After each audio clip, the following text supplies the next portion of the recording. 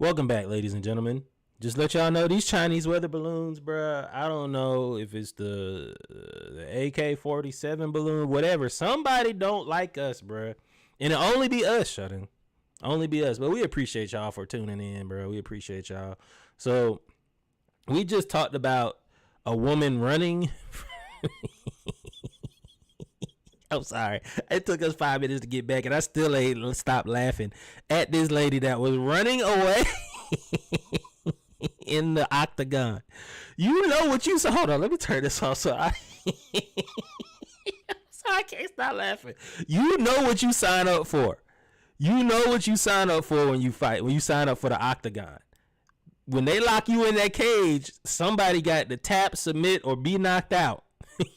You can't just run out there. Run out. All right, we back. All right. I'm composed. So before we left, before our stream got hemmed up, we are. Let me tell the world, cause shout out to the fans too that was hitting us up saying, "Hey man, y'all streaming stuff." We are back. Just to let y'all know. I put this in the group multiple times. I said this before. I put this in the group multiple times, and I still don't understand it. It's equestrian, but with toy horses.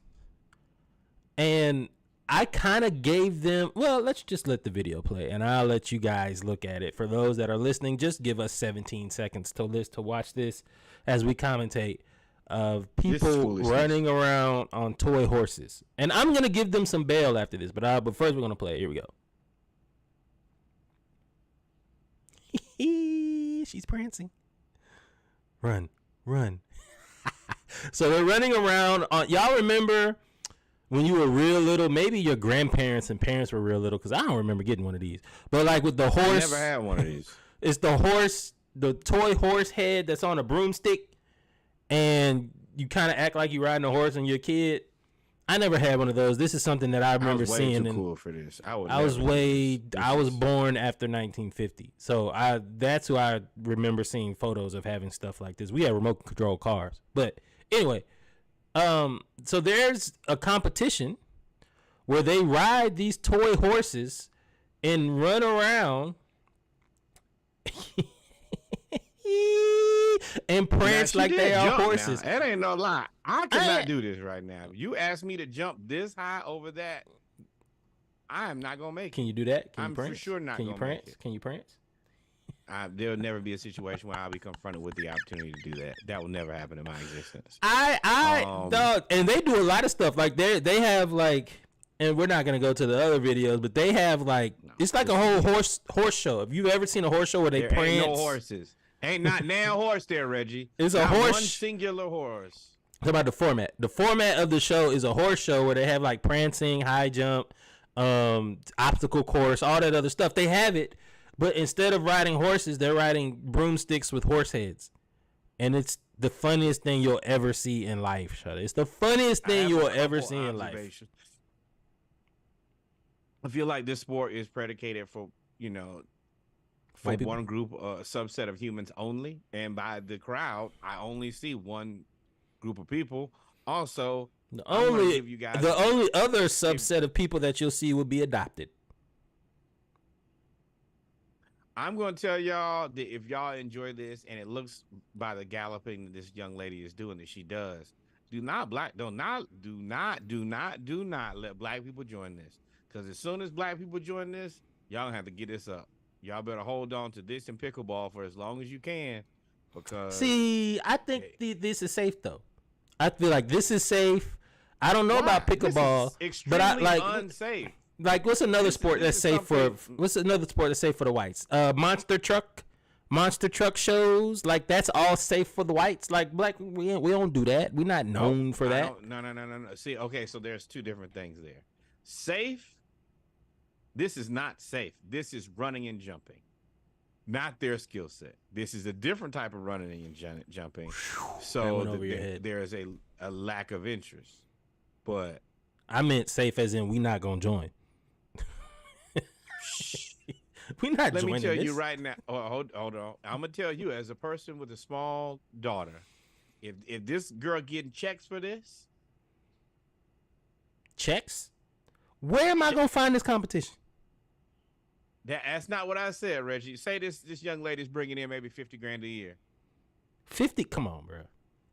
If that's what my Hey, man. 50 grand, they're not gonna let us play. You thinking she's making 50 grand and be only white people playing? No. Hey, if this young lady is bringing 50 grand in, is this something you'd be interested in letting your daughter do? Yeah, 50 grand. Okay, then. Is this something that they would be interested in letting my daughter do? Probably not. No, because she's going to run, jump, and skip over everybody. Probably not. But I mean, again, if y'all have a chance, y'all need to go. Y'all I don't better even keep know it what off the name internet of if this y'all want to is. keep it. I'm going to tell y'all Just- that right now. It's called Finnish off the Hobby internet. Horse. It's Finland. Yeah, come on. Finnish Hobby Horses. It's in Finland. It is the Hobby Horse Championship. So that's what it's called. I was trying to find the name instead of calling it stick horse. It's a hobby horse. So they I act think like stick horse way better. Hobby horse sounds like there's a horse and a hobby. This is stick horse. this is a horse hobby with no horse. and a This is stick. that's false. Yeah. That's false advertisement. But so if you ever have a chance, just go look up Finnish stick horse Hobby Horse Championships. No, finish. Like not finish, like finished, complete. Do not No. do this again. Do not show this. This only belongs on TikTok. It's funny though. It is funny. So Oh, talk- wait. I know what part about this I'm missing is the people who fall. That is where I think that this could be gold. I would love to see little kids try to jump over this, just bust their ass. That will make my day every day and twice on Sundays. I will be locked in. We would show if y'all have any bloopers of stick horse, then let us know. you have to look up Hey, I Hobby don't- Horse. I'm sure you don't have them, so you have to look up Hobby I do not Horse. respect your sport enough to call it the right thing. This is stick horse until proven otherwise. And any of the fans that want to hold me to that, well, you know how to find me, bro. Oh, You can like, follow, subscribe. what's up, like DJ? everybody else who Appreciate it. supports the Splashcast. Thank you, DJ. We just that sound that you heard, if you heard that sound, was us getting a like and a follow on our live stream from Facebook and Twitch. We appreciate y'all. But yeah, it's Finnish stick horse. It's wild. So last week we finally talked about the Shannon and Skip breakup last week, and we tried to figure out who was going to be Shannon's replacement, and it's been noticeable because they have not been on TV. And of course, Skip, in his meantime, has been addressing all of his haters, mainly Charles Barkley. Now I do want to kind of predicate this with, it's not unusual for them to take long breaks because when they work large blocks at a time. And once again, like me and Reggie tell you guys every week, this is the time to take a break because everybody seems to be on break, except for us because we're the realest podcast in the world and we don't stop. Yeah, man, we don't stop. But we did say there were a few names that were floating out there. LaShawn McCoy was one. I could see LaShawn McCoy because he says what he wants to say, but I don't know, nor would you were skeptical of LaShawn because you didn't think he would be able to stand up next to Skip. Richard Sherman was another person that was mentioned, and he definitely can stand up to Skip. Matter of fact, he embarrassed Skip while he was on First Take. Yeah, I think that for me, LaShawn is not analytical enough.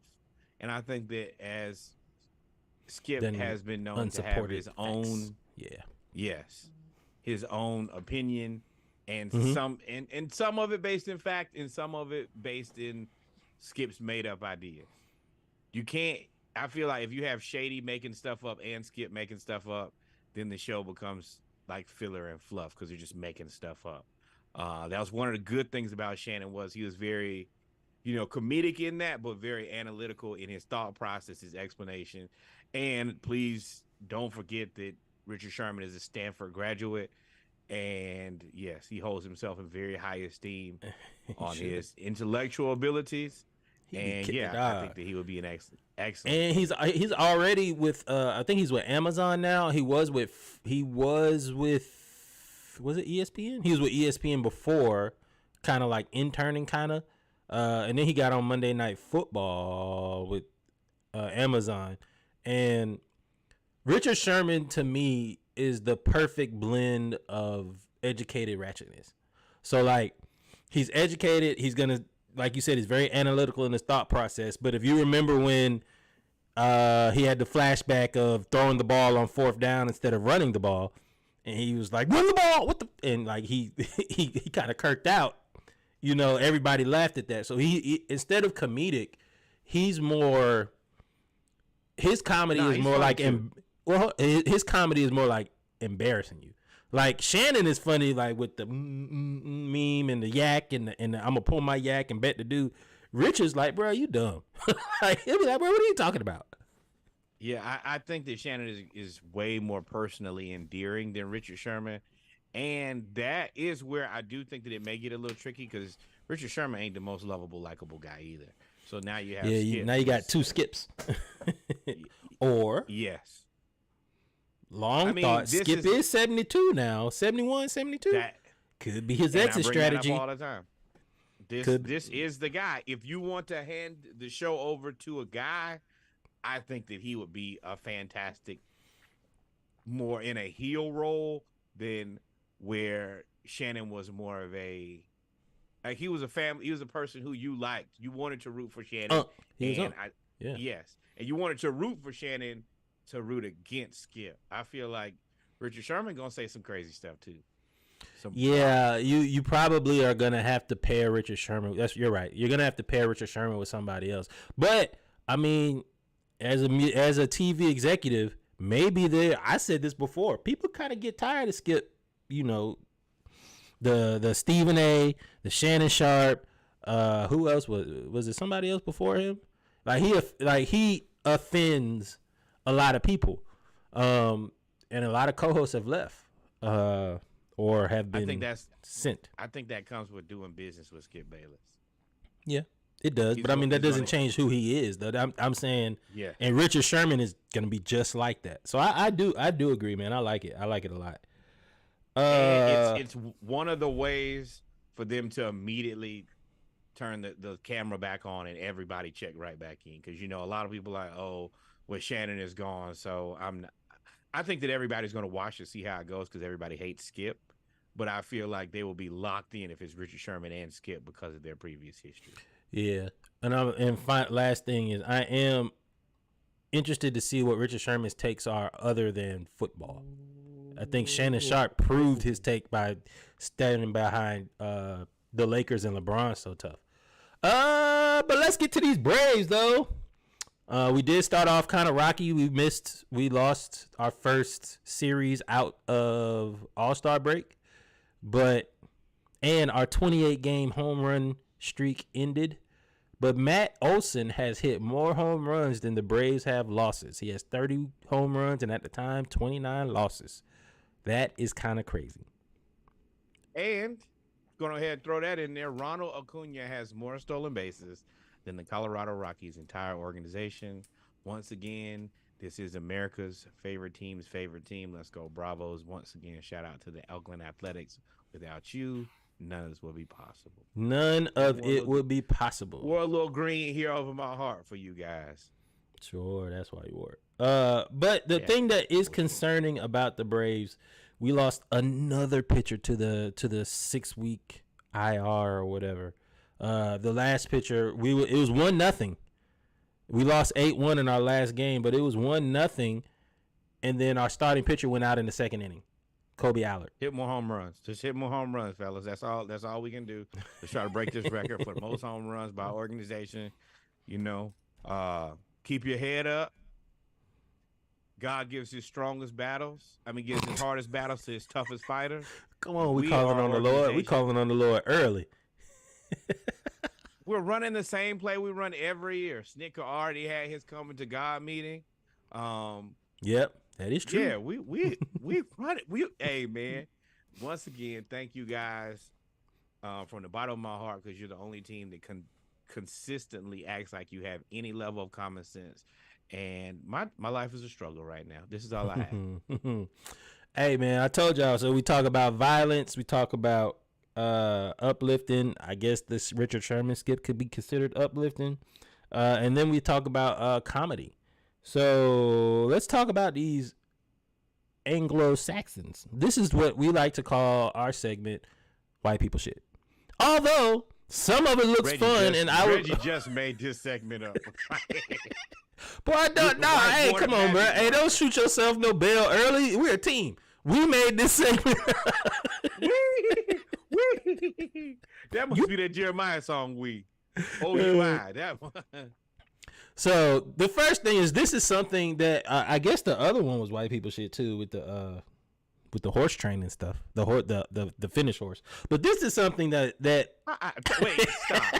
How many black people do you know from Finland, Reggie? I don't know. How many black people you know with a stick horse? You put two and two together.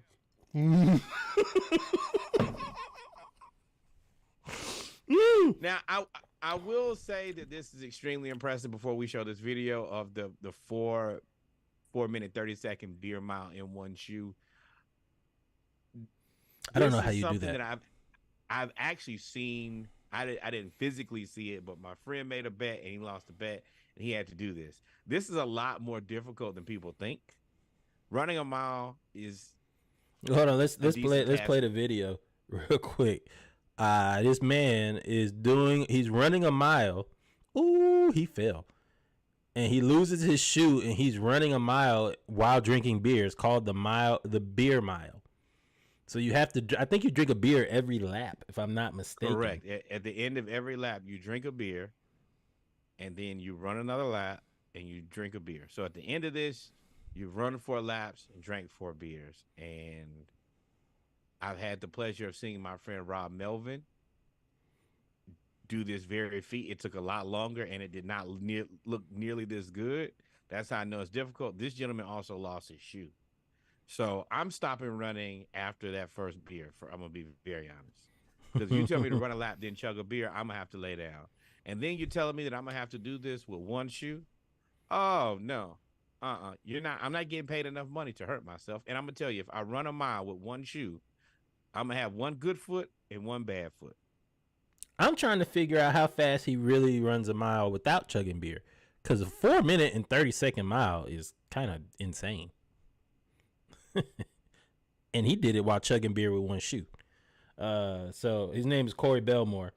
He just missed the world record by 2 seconds. So apparently this happens all around the world. His world record. His world record by 2 seconds. I'd have threw up. Yeah. We going. I think he's about to. You know what I mean? But again, this is something I would have fun with. This is something I would do and have fun, like a beer mile. I mean, we do bar crawls. It's just a bar crawl. Sprint wise. This ain't no damn bar crawl, Reggie. This is a bar crawl where you actually end up crawling. Yeah, you're hurt. It ain't no way. All right, so hey. Oh, well, actually, we're gonna go to this one first. I wanted to go to this one first. So this is some more white people shit. And y'all have seen this on social media. This has come up a lot with white people in bathing. So normally there was not normally, but there was something that came up where they were saying, folks said, hey, if I jump in the pool, this is from the Anglos. If I jump in the pool, I don't need to take a shower. That's one thing we saw on social media. Number 2, why do you? Time out. Let me be very clear. Let me be transparent, crystal, translucent. What I'm telling you is I want you to see. Getting in a pool is not like bathing at all. I'm going to give you a couple reasons why. If you've ever been in a pool, sometimes it's debris in the pool. Trees, limbs, leaves, etc. All of those things fall, bugs in the pool. So hopefully your shower has none of these things. Number 2, chlorine. That's a chemical. Hopefully that won't be in your shower. Not at all. Thirdly, and the one that we all know to be factually true, people pee in the pool. I hope that when you shower,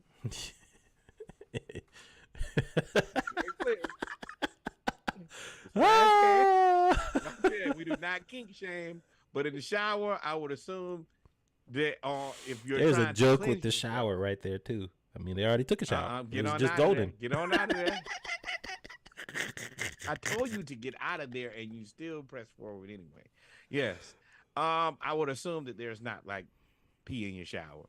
Now you can continue, but I wanted to make sure that our listeners, followers, supporters, they knew that from us. So then there's the second thing where they said on social media that why would you wash your legs? You're in the shower. You don't need to wash your legs.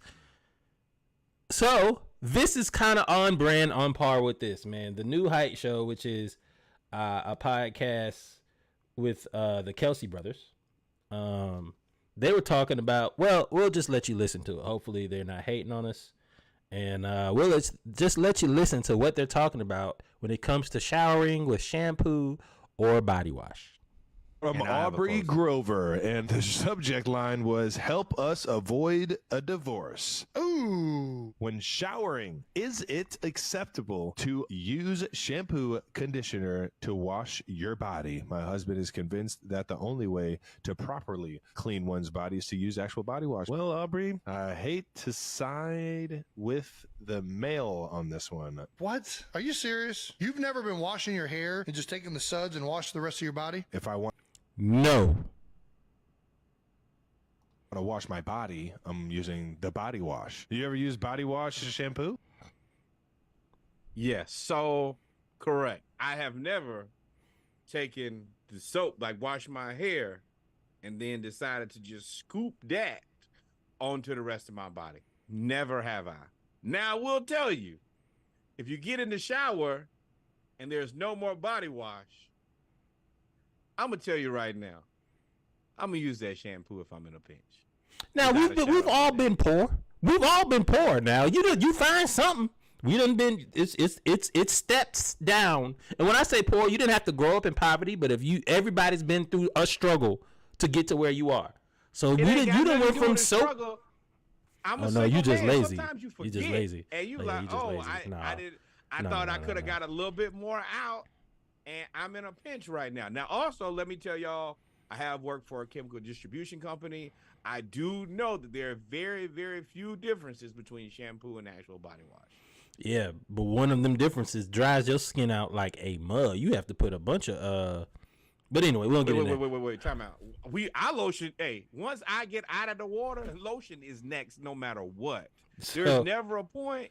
I'm not one of them people who get out of the shower and then have lotion immediately, or I'm a very unhappy camper. So lotion, no matter what.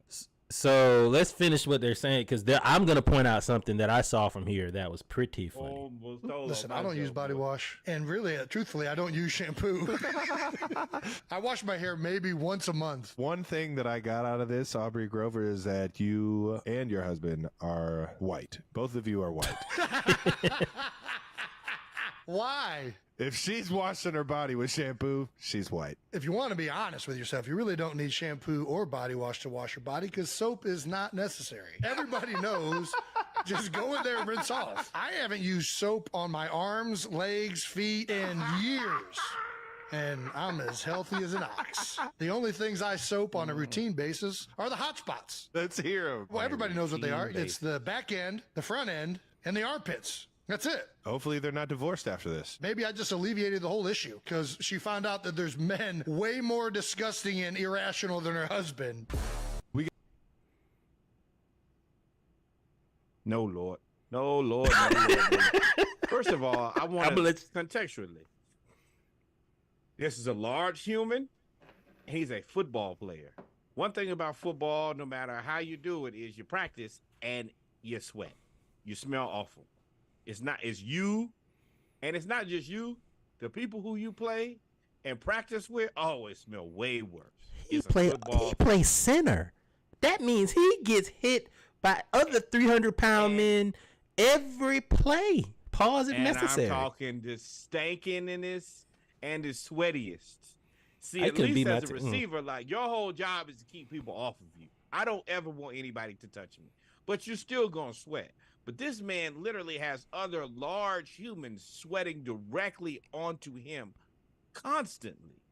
And on top of that, he's the center. So if you know anything about football, as the quarterback, you have to put your hand right there to receive the ball. And well, he said that's a hot spot. He said he hits the hot zones. The two high armpits, the front and the back. Did you hear what he said? He said routinely. There is a difference in routinely and every day. Routinely means when I do my routine, it's a part of my routine. every day means rain, sleet, hail, or snow, I'm going to do this. And they sound similar, but they are not, in fact, the same thing. This is nasty. This is disgusting. Well- Thoughts and prayers to his wife. Well, first, And so thoughts and prayers to the bed that he sleeps in, because I know it is funky.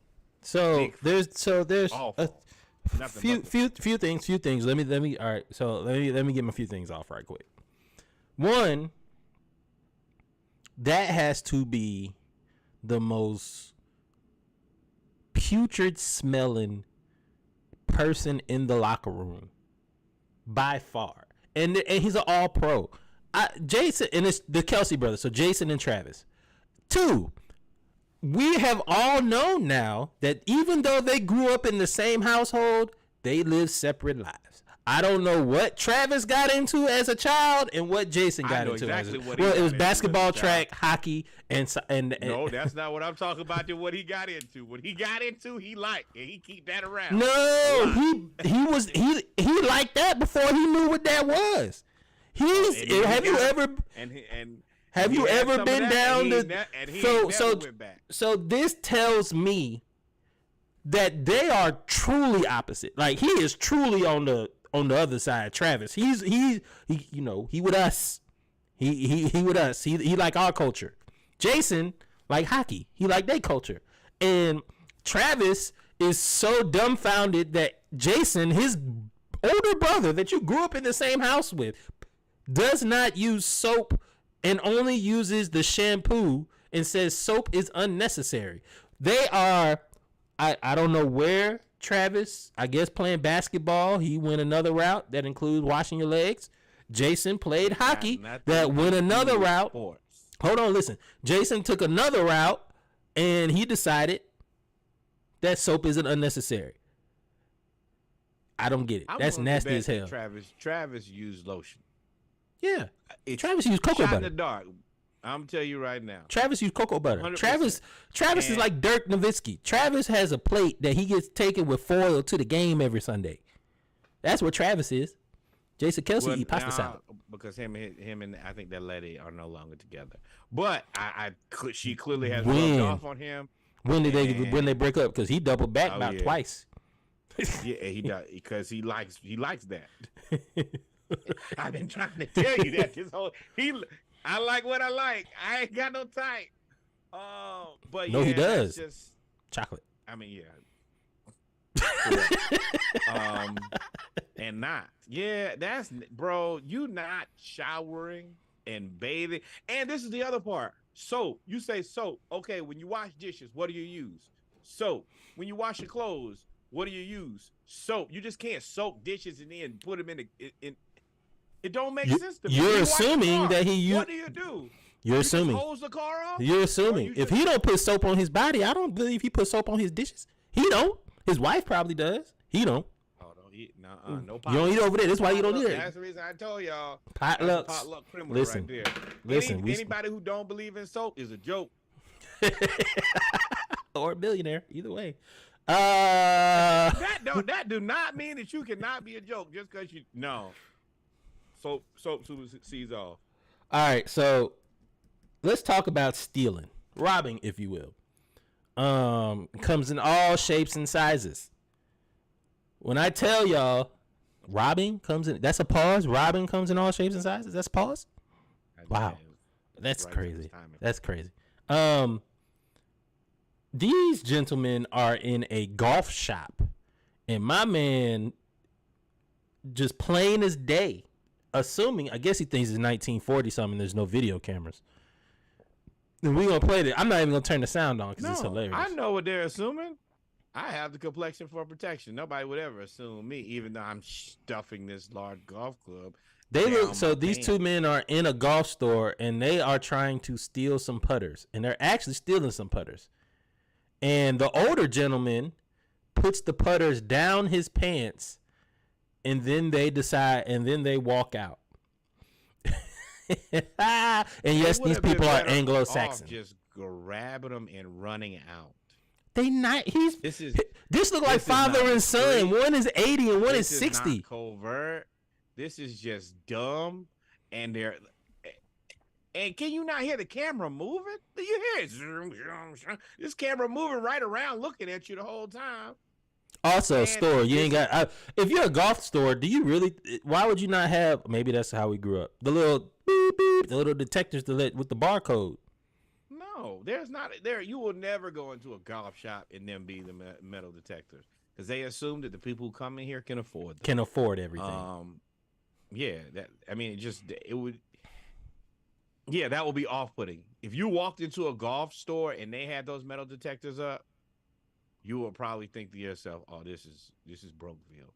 Also, while we're talking about golf support, the black golf brands we spoke about here in recently, another 9, Deuce Golf, Trap Golf, Eastside Golf, Renegade golf.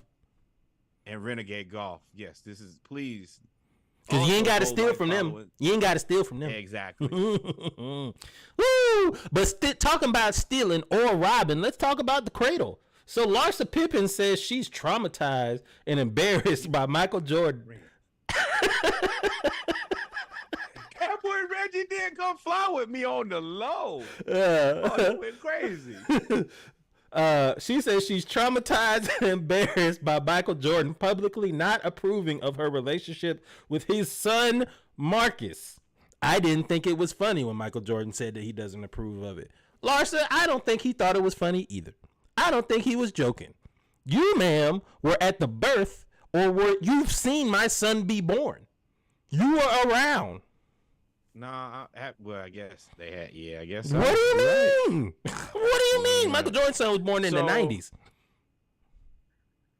I've had the unique ability to have this, not this situation, but ma'am, nobody in the group chat likes you anymore. I don't know why you're the last person to figure that out or why you don't have enough context clues to understand that. Everybody hates you. You're a terrible human, and they all think the worst of you now. Juanita don't even like you. And we haven't even heard. That's from who her. I want to hear from. Well, you never gonna hear from Juanita though. She never gonna. I think that was in the divorce when she don't say nothing. She got half a billy and got out of there, or quarter billy. Everybody hates you. Everybody hates you. Now they tolerate you because of the son, and quietly they've all told the son that they don't really support it. But it's your life. Do what you want to with it. But I want to be very clear to that person who was in the group chat. Everybody hates you. Everybody still hates you to this day. And I might not be talking about this, but then I might be. Who knows?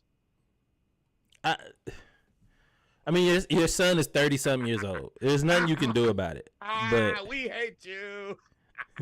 there's nothing you could do shot. about it. Like, yeah, it was. That was a shot. We've been, yeah. I don't care. You think I care? Told that person never speak to me again, bro. I would never like you. You're an awful human. But Larsa Pippen, hey, I don't know what else to You say just had the song come out. because there's all the jokes. I'd be like, he must be knocking the bottom out of it, blah blah blah. Well, she says Scottie Pippen was knocking the bottom out of it for 40 years, so it ain't that. Like, however many years they was together, 4 times a night or whatever she was saying. Like, hey man, love has no eyes. That's what we can say. Assuming that this is love. I think this is just a Now, major troll. I did see him smoking hookah out of her brassiere. Yes. That is spring break activity. She is the Van Wilder of sports. As long as you're young enough and relevant, I'll stick around Oh, she's Stifler's mom. She is Stifler's mom. forever. Yep, that's funny because Because it's stiff. With that being said, ladies and gentlemen, we have come to the end of the pregame. Give us about 2-3 minutes. We're gonna make sure ain't no Chinese weather balloons, and we will be back with our Around the League edition of episode 112 with a Splashcast HBCU news around the culture, news around basketball, and we got some football news or some. I guess it's football news, but everybody's mad. Everybody mad. or you could be like that lady at the beginning of this episode and run for your life. Run for She ran. I ain't never seen that, y'all. She ran away. But we'll be right back, y'all. Appreciate it. Always remember, do what Norwood. Like, follow, subscribe, and tell somebody about the podcast. We appreciate you guys. We appreciate it. We'll be right back. Y'all stay tuned. Come on behalf of my pops, me and my mother would like to welcome y'all to Vallejo, California. Welcome, people. Yes. Do your thing.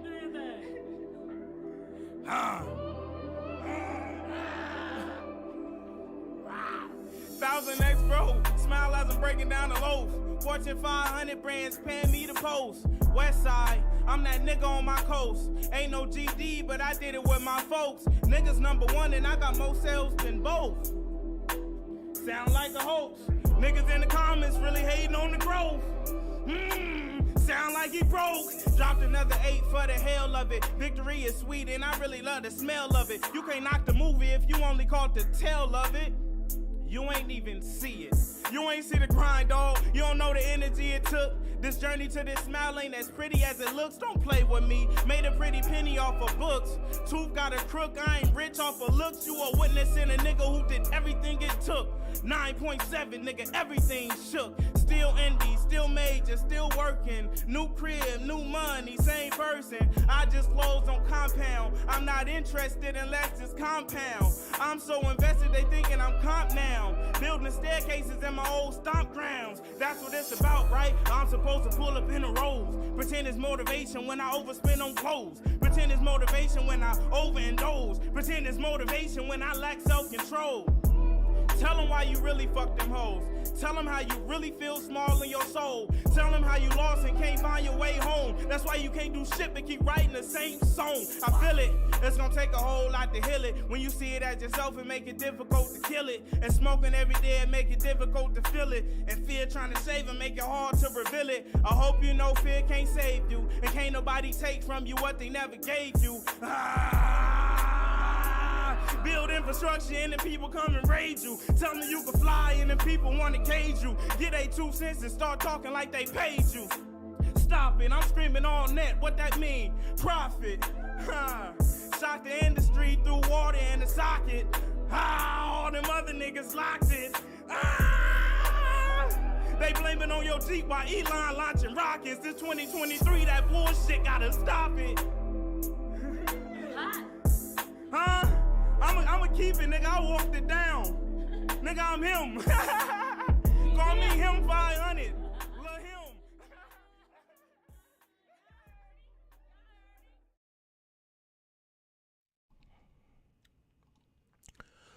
Welcome, ladies and gentlemen, to episode 112 of the Splash Cast Monday Night Raw, the Around the League edition. I'm your co-host, Reggie.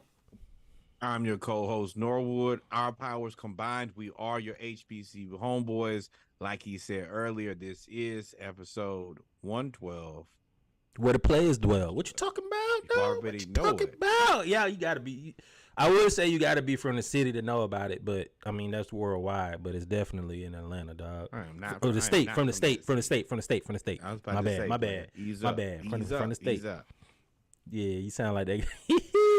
Did I tell you about that story at Hampton when I first got to Hampton?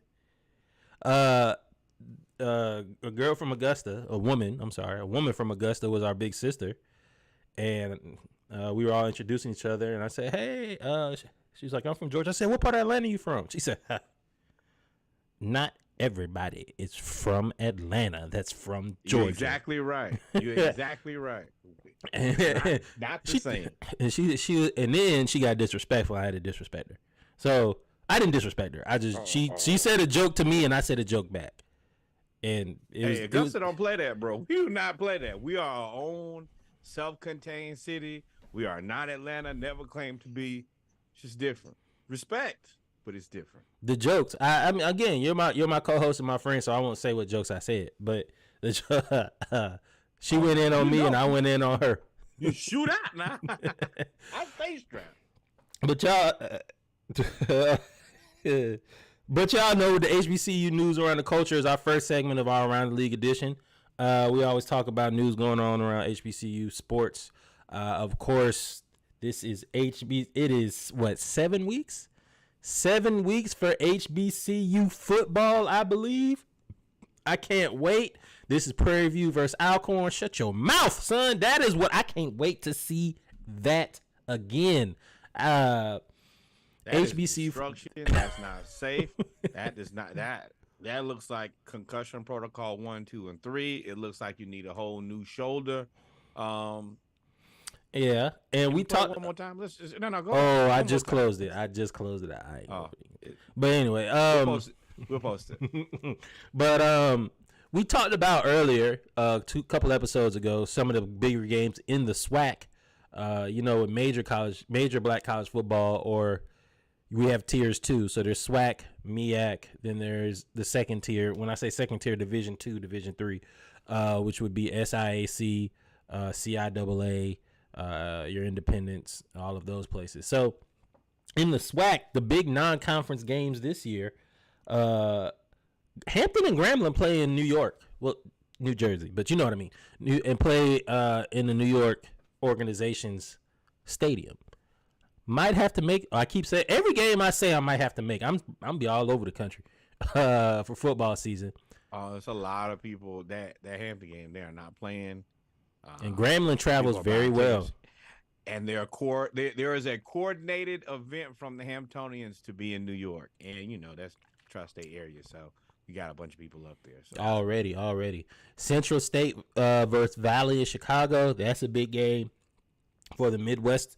Alcorn plays Stephen F. Austin. That's a big game. Miles and Alabama. Huh? What? That ain't. Well, Stephen F. Austin ain't a HBCU, but that's very interesting. And No. This is willing. This is games outside of. This is intercollegiate games. But yeah, you're right. Stephen F. Austin isn't. I don't think Valley is either. Miles Mississippi Valley State. Nope. I don't think so. Miles versus Alabama State is actually going to be a big game. We talked about Tuskegee playing Alabama A&M this year, so all of the Alabama HBCUs, I believe, are playing each other in terms of four major HBCUs. In terms of sports, are playing each other. FAMU is playing South Florida, and Jackson State is playing South Carolina State in Atlanta. Definitely going to that game. So these are some great games that I am looking forward to on top of the SWAC games that will be happening as well. Yes, and these are HBCUs who are either playing against teams they regularly don't play against, or these HBCUs playing against other teams. This is an excellent opportunity for, once again, all of these schools, specifically FAMU and Alcorn, to get some good tape against people who people believe to be, I put good in parentheses. I had a discussion about HBCU football versus everybody else, and I think that there's some misleading facts out there with that. Definitely is, man. Speaking of FAMU, though, unfortunately, FAMU they are participating in the Peach Blossom Classic, which this year will be September 3rd at 3 p.m. on ESPN. But it has been said that they are not going. They have rejected. The FAMU athletic director has rejected the Orange Blossom Classic renewal contract, ending long-standing partnership. If you remember, last year they tried to pull out of the game, and then I don't want to say they got publicly, or was it Jackson State that tried to pull out last year? Jackson State. So both teams in consecutive years have tried to pull out of the Not a Larson Pippen. That joke was too easy. Oh, I just threw it off the backboard for you. I'm pretty sure you could probably throw it out the backboard. Threw it off the backboard. All right, we're gonna stop. We're not gonna go down this whole Paul. If I have a joke, I'm gonna get this joke off.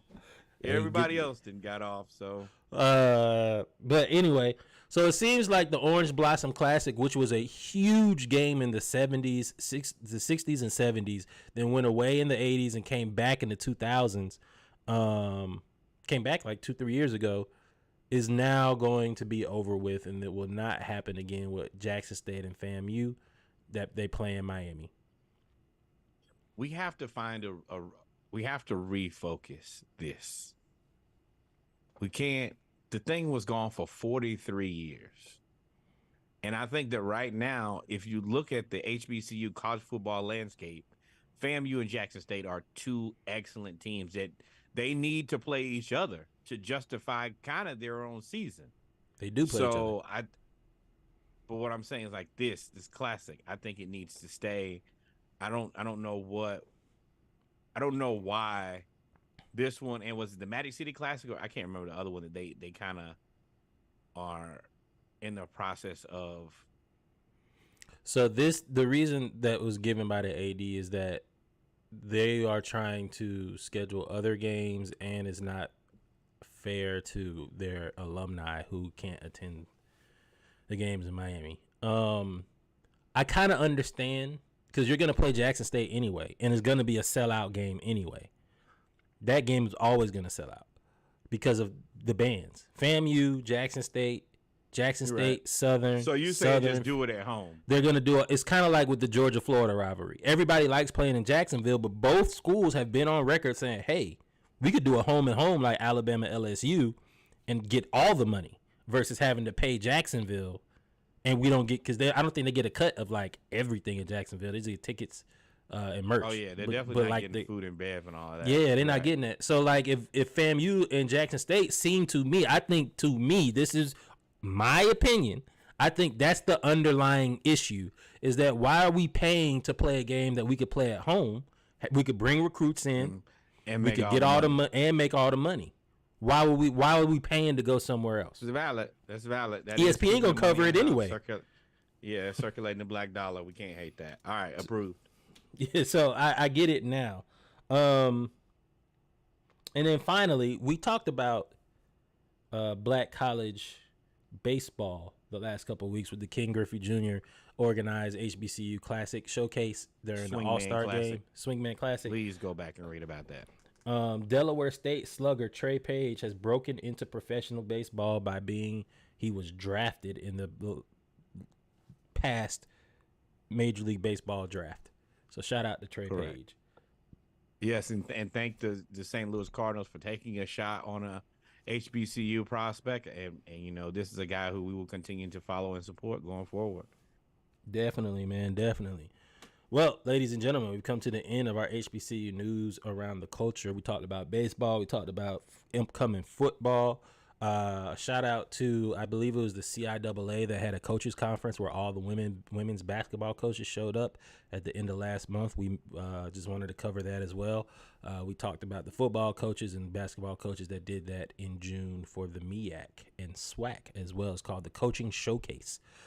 So shout out to all of them as well. We'll be right back. We're going to take a 2-minute break. Appreciate y'all for tuning in. We're going to be back with our basketball segment. We got to talk about some rule changes. I really want to talk about more about Ice Cube and then Summer League. And we got some free agency news as well. Y'all stay tuned. We will be. Wait. Before we get out of here, please go ahead and put in your time for homecoming season, a.k.a. Black Culture Awareness Month. It is on the way. It is on the horizon. It's around Take the corner. October off. Just take October off. Take it off. Listen, you can miss out on the September 30th, September 27th homecomings and the November 3rd, 7th, 10th homecoming. You missed them. But October, you got to take the whole month off. Just take the whole every Black Culture Friday Awareness off. Month. Remember that. Black Culture Awareness Month. Copyright, trademark by the Splashcast. Had to hit him Merch with the coming sauce. soon. Yeah, I ain't seen that Merch in a coming minute. soon. You missing the bottle of steroids to the left. All right, we'll be right back. Y'all stay tuned. And vitiligo. The soap, the special soap. That's the soap. Nope.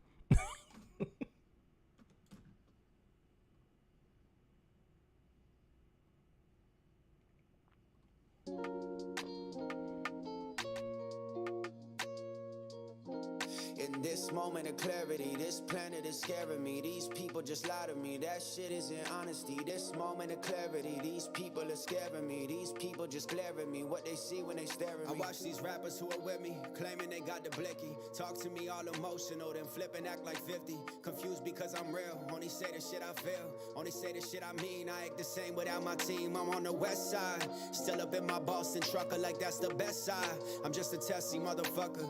8 years in it, probably yelling Wale till I'm finished. Most hoes to want a name, fuck around and make the Guinness. Used to quote, don't be a menace, while my peers were playing tennis. Don't give a fuck who I'm offended, just take notes of who's pretending and keep it cool and keep it calm. Hey, do you call this shit charisma or you call it charm? Hey, do you plan to get this money or what you wanna do? I know how wet that thing could get, girl, I just want it true. So over fake hoes and fake bros and take homes and trace phones and cops, I was outside, they put the shit, then they shot. In this moment of clarity, this planet is scaring me. These people just lie to me, that shit isn't honesty. This moment of clarity, these people are scaring me. These people just glare at me, what they see when they stare at me. In this moment of clarity, this planet is scaring me. These people just lie to me, that shit isn't honesty. This moment of clarity, these people are scaring me. These people just glare at me, what they see when they stare at me. How we living is unacceptable, garbage is on a pedestal. I just wanna be left alone, product.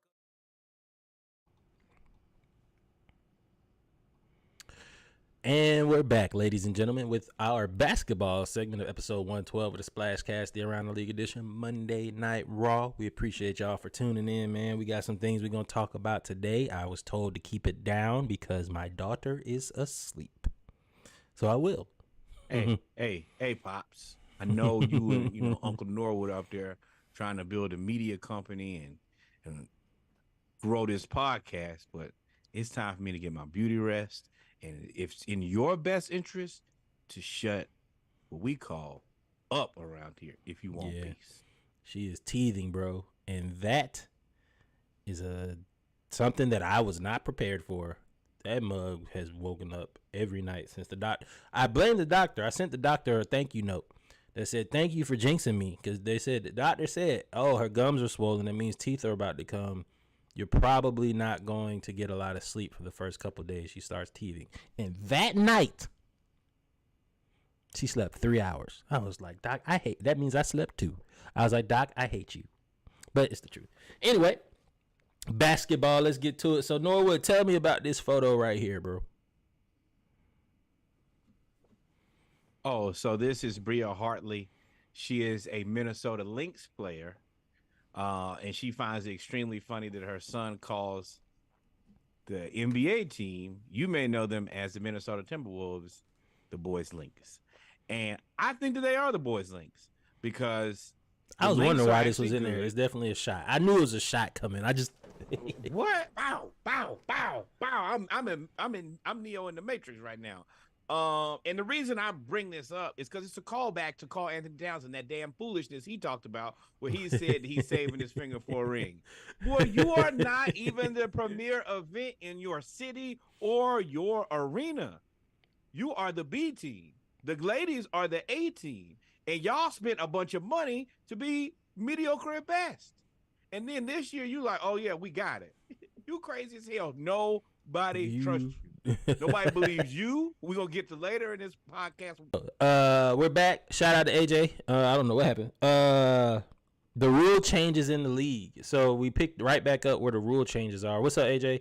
The NBA rule changes for 2023-2024 are flops will result in a tech plus a free throw. Coaches will be given a second challenge if the first is successful. One of these is common sense. One of these is going to make the game awful.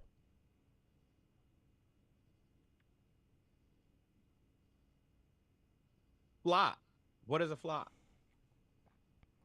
That's why it's going to be awful. It's going to be subjective. How do you define a flop? And the counter of that is if flopping will result in technicals, then if I'm any large NBA player, mostly Joel Embiid or Giannis, or Joker, who, we see scratched up in red after every game. Call every one of these teams. Call all of them. Call every one, without a doubt. And if you're not, I have a problem. So what I've noticed about Adam Silver, a lot of his rules, a lot of his changes are a direct result of consumer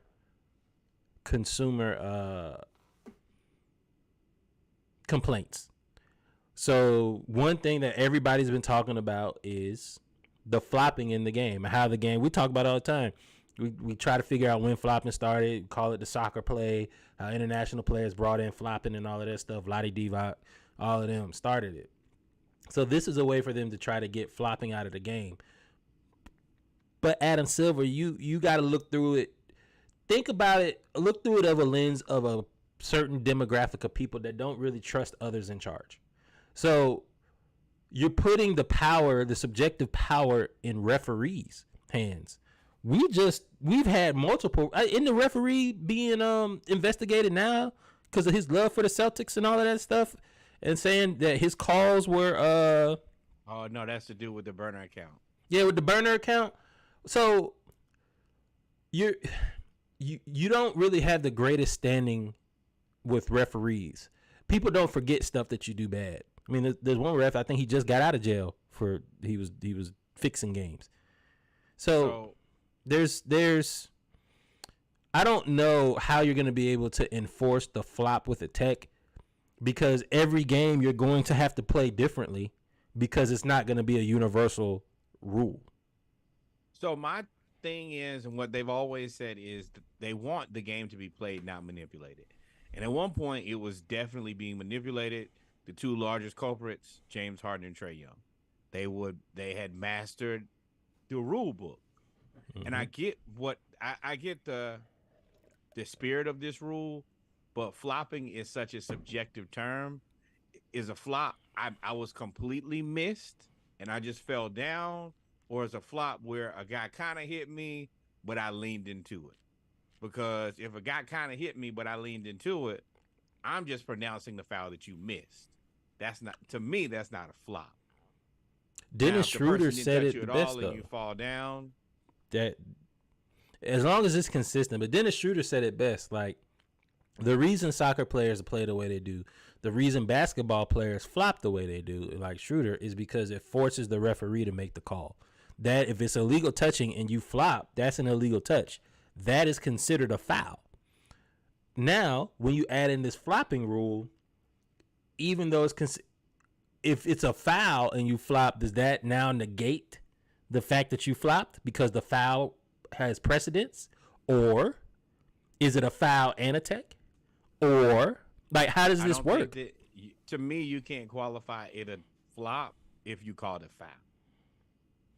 And like, to me, this is easier for little people than it is for big people, because a lot of what we consider flops are just little guys getting hit by bigger guys and leaning into it. That's a lot of it. Versus a bigger guy who just can't lean. Like, if Trae Young comes, he can't flatten a guy on a screen. He ain't gonna just run you over. But that doesn't mean that you didn't get fouled because he was moving. So for me, if if you try to set a screen and you're Trae Young, and the guy doesn't see you and Trae falls back, is that a flop? Like, I mean, what is the difference between flopping and embellishing? I guess is the real question. That is it. That is it. And that's all subjective. To me, I don't think that this will last long. And I think it's more of a waste because you're not even, it's one of those team techs, like 3 in the key or something. It's not a technical foul issued to a player.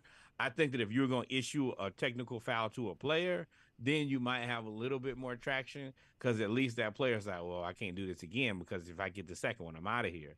But just racking up flop techs is trash. I think this will be a one and done rule, but I do think that it's excellent. You know, we talked about the trash of the flop rule.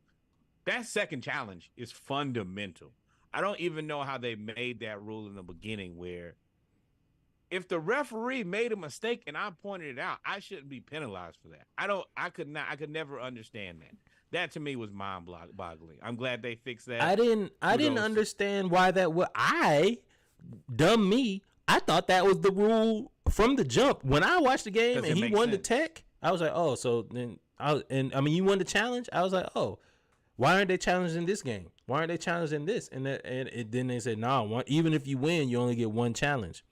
Well, that doesn't really change the game. That doesn't change the game at all, because now I have to let every play go that I think is wrong. And then I can only challenge in the last 2 minutes of the game, because that's when it matters.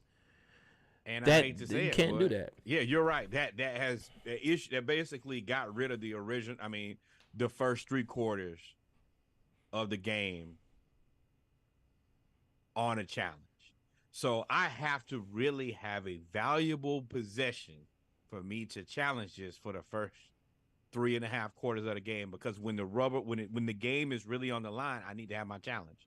Now I think you're gonna see way more challenges in the first half, especially if they know they got it, because I'm gonna get it back. Yeah, and this is common sense. Like I said, It's better one for rule was basketball. common sense. One I think is not gonna make it. It's gonna make the game worse. Let's jump right back to Ice Cube, man. Ice Cube told y'all, I'm about to go on a press run. I'm about to put pressure on the NBA for the big three. You about to say something? I'll wait. So let's give Ice Cube a listen. Big Three is no way Competing. can compete with the NBA. Adam Silver and Mark Tatum, they can really wave it. Now, NBA owners can invest in pickleball, the TBT League, which is the basketball league, slam ball, which is coming back. But, what makes the Big Three so special at the end of the day? We're being basically looked at unfairly by those two, or the top brass at the NBA, as a competitive league, and we're not. What owners are you selling them to? Are you selling to NBA owners? Several big name owners have showed interest, but because of the bylaw that says they can't invest in a competing league, anybody can see that So he's correct. The NBA bylaw say you cannot invest in a competing league. He's definitely being blackballed. I had a couple other points. I'll let you jump in while I think about it.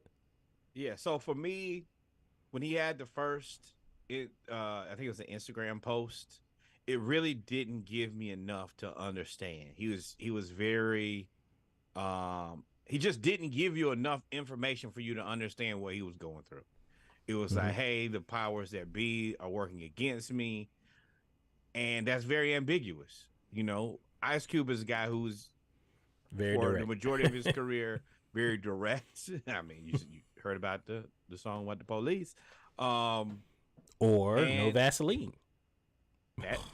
correct. But he's always very direct in what he's saying, and this was very ambiguous. I thank him for putting context around exactly where he was running into the issue, and I can understand and support this now. You're right. The Big Three in no way, shape, or form is competing with the NBA. Nobody's Not going to at all. retire from the Big Three to go. From the NBA to go play in the Big Three. Nobody's I going to do dare that. say that Ice Cube would love to just be a complimentary league to the NBA. How can I help your product be better? What can I do for you? Well, he said that. And I think go ahead. he's only had one player who was in the Big Three to go back to the NBA. And I mean, ISO Joe was ISO Joe, but he got back to the NBA and he's a Big Three player. Because of the Big Three. And Absolutely. what I don't understand is, and nobody's talking about, and he didn't say it here, but he actually released an article as well. He's been on other podcasts. They offered the NBA 10% free of charge. When they first came out, we said, we will give you 10% ownership. We just need y'all to help back us. That's more than you make trying to back any other black-owned business out there. And they said Now, no. I could probably understand them not wanting to do that, because at that point, then you're required to help them. And I could understand how I want proof of concept before I just get into signing up for this league. Now, I do understand that Ice Cube is reputable. He runs many different types of businesses, all successful. But the Big Three was a big undertaking on day one. I think that it's still a big fight now. I think that he's shown proof of concept, and I think he's mastered it a lot more. What As did he you've seen say? the girls try to pick theirs. They But had 100,000 more viewers than one of those big events. Go ahead. I mean, it's just there now, and I hope to see one of like I told you last week. I would love to see Carmelo play in the Big Three. I would like to see a true first ballot Hall of Famer, NBA killer just go to the Big Three and immediately certify this league as no, this is not competing, but this is the new way for all the guys who are done playing basketball to continue to entertain. This is why the NBA missed the boat.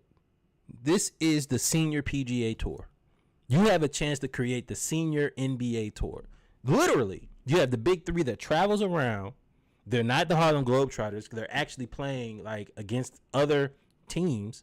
You saw Nate Robinson and dude from UNC get into it.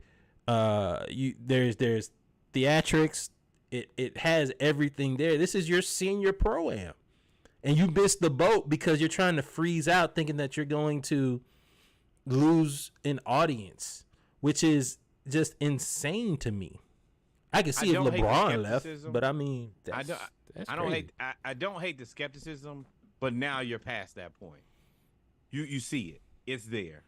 And there has to be a point. You're exactly right. Lou Williams, take your ass to the big three. Coach Rondo, you know how long you're supposed to be been in the big three? All of these guys are the guys who you should be trying to filter. You should be directing these guys into the big three because they're still NBA players first. That brand always is going to take the primary position. They're going to say, greatest six man of NBA history, Lou Williams. Future NBA Hall of Famer, Rajon 4-time Rondo. gold medalist or 3-time gold medalist, whatever. Well, 4. Exactly. You have a lull, a money-making lull from July 17th, July 18th until October. You also have a lull from July to September, which is just baseball. So you have a chance to then plug in the big three, your senior pro tour for July and August. You get out the way for September and October for baseball and football. Then you start basketball at the end of October. You have a chance to be 10 months out of 12 months revenue making. I'm going to tell you my ambitious but perfect world. Every NBA franchise has the NBA team, WNBA team, G League team, Big Three team. That is ideal. And that allows high tide raises all ships. And I think that's a better product across the board for everybody. And basketball, that might be a way for you to run football out of there. If you could just inundate the world with basketball and say, hey, what type of, if you old, this old man basketball. You're young, this young man's basketball. You're a pro fan, pro, women, and put it together. You're never going to run football out of there, though. Football owns Sunday. You'll never run football out of there. Ever. We'll own the rest of this. And they own Saturday if you really want to talk about it. College football and football own Saturday and Sunday from October till February. So, you know, but what I'm saying, you could take Monday through Friday. Basketball, you can position your sport, which is kind of turning the corner because safety and all these other variables that you could do something good for yourself. Mm-hmm. You definitely could. So, hey, man, we're always going to support the black-owned business. We're always going to support the homie Ice Cube. We think it'll get it done. And NBA, man, don't be stupid. You're leaving money on the table. You're leaving representation on the table. Put your money where your mouth is. And thank you for expounding. And once again, thank you for expounding on a platform of another black person so that, you know, we can get the message out how we would like to. Shout out to Kerry Champion. Without being misconstrued, and we feel comfortable in a place to truly speak how we would like to. 100%. All right, let's get to some of this free agency talk. Your man, Joel Embiid, did an interview. He's done a couple interviews. First, he talked about James Harden, wishing that he would come back, knowing James ain't coming back. And then now he says he just wants to win a championship, whether it's in Philly or anywhere else. And you knew by saying this that everybody's antennas raised. Like, what the hell? What you mean? So immediately trade scenarios came out. They said the Knicks got everything to sign him. The Knicks, Brooklyn, who he could team up with to go play. Dallas was a team that came up. But of course, he then doubled back and says, what's my middle name? Troel. I think where there's smoke, there's fire, though. I agree 100%. LBVS, laughing but very serious. Do I think that this is 95% a joke? Yes, but timing is everything. One thing that we're going to talk about here now is James Harden and Daryl Morey. Their relationship seems that it has been severed. Everything that has come out recently, and I kind of told you guys this last week because I had heard a couple of things that he was upset about not getting paid. Well, we all have life, and life comes at us fast from time to time. But we know that in the moment where things are difficult, this is not the time to be playing. And Joel is playing right now. And I think that he can get it off as a joke because it seems funny. But I think that if I'm Daryl Morey, I need to have in the back of my head that my house is on fire right now. I have no way to move James Harden. He's pissed at me, and he only wants to go to the Clippers. And this is the time that you play. You cannot play right now. And I think that if he's playing right now, he is at least putting it out there into the atmosphere that I could be next. And Philly, you got a problem. I think Joel's, you don't know it or Joel's not, you got a problem. I think Joel's personality makes this more funny and trolling than anything. But let's be clear. This is definitely a Kobe Bryant move. Kobe Bryant said, y'all need to get me somebody or you can trade me. Kobe Bryant is just super serious. Kobe Bryant didn't troll. He wasn't on social media like that. A funny bone he was very serious. Joel Embiid, make no mistake about it, this is a warning. Whether you want to say he's trolling, this is a warning. Hey, I'm 29 or 28, however old he is. My contract really ain't. I mean, I signed an extension, 2-3 years ago? 2 years ago. I only got 2 more years left before I could opt out. Y'all better make something shake soon or I'm out of here. And because the NBA is a players' league, even though the collective bargaining agreement kind of took some of that away from them and the owners are trying to put their foot down when it comes to forcing their way out. If he decides he wants to go, he's going to go. As you just said, James Harden and Daryl Morey were like homies. And now him and James Harden and Morey are now essentially done because of what you said. I'm gonna take a pay cut this year, but you got to pay me next year. And then Morey said, nah. Well, James is gonna force his way out. And at the end of the day, that's what Joel's gonna do. And if that happens, Daryl Morey, you, sir, will be out of a job. Yeah, because you remember you already did that thing with the Rockets, and now they did not like that. But you got on to a different place. But and I just want to keep this in the back of your mind. That boy said that you just thing. saw James Harden, and you just saw Joel Embiid together at that Mike Rubin party, and they looked like they were having the time of their life. And you can say that this is just business, but they are friends. It is very clear that they are friends. And if you have a friend who you work with, y'all are going to have a conversation. And I don't know. And the whole team knows. You ain't got to be friend. The whole team knows. If you said you're going to pay me and you don't, I'm telling everybody in Philly know. They got a group chat. Some people might not be in it, but it's a group chat with somebody. And you know that, number one, Embiid has already kind of put out there this. And then Maxey got to be looking at him like, y'all got to pay me soon. I ain't got paid yet. Oh, and they came out and said we will not be discussing an extension with Maxey in the offseason. End of the season. I ain't got paid yet. And one thing that we know black people do not do is work when they ain't got paid yet. We did that for too long. We don't do it no more. It's a part of our history that you get fooled me once. Can't be fooled again. Burn this mug down, I just dog. think that and then the other part is you got Tobias over there getting rich, fat and rich, being regular. So yeah, all of that together is going to make it very difficult. Tobias ain't did nothing, dog. Y'all gonna call him a crumble cookie. Y'all gonna call him fat and rich. It does not matter. You are just here, and your money is causing problems to the rest of this team. Harsh reality, it is what it is. But when it really comes down to it, they have a difficult situation to navigate for the next, I would say, 12 months. The only thing that 12 and it's July. They have a difficult situation until October. They got to make something shake by the trade deadline. And like you said, you can't. You bring in Paul Pierce back? I mean, not Paul Pierce. Paul George.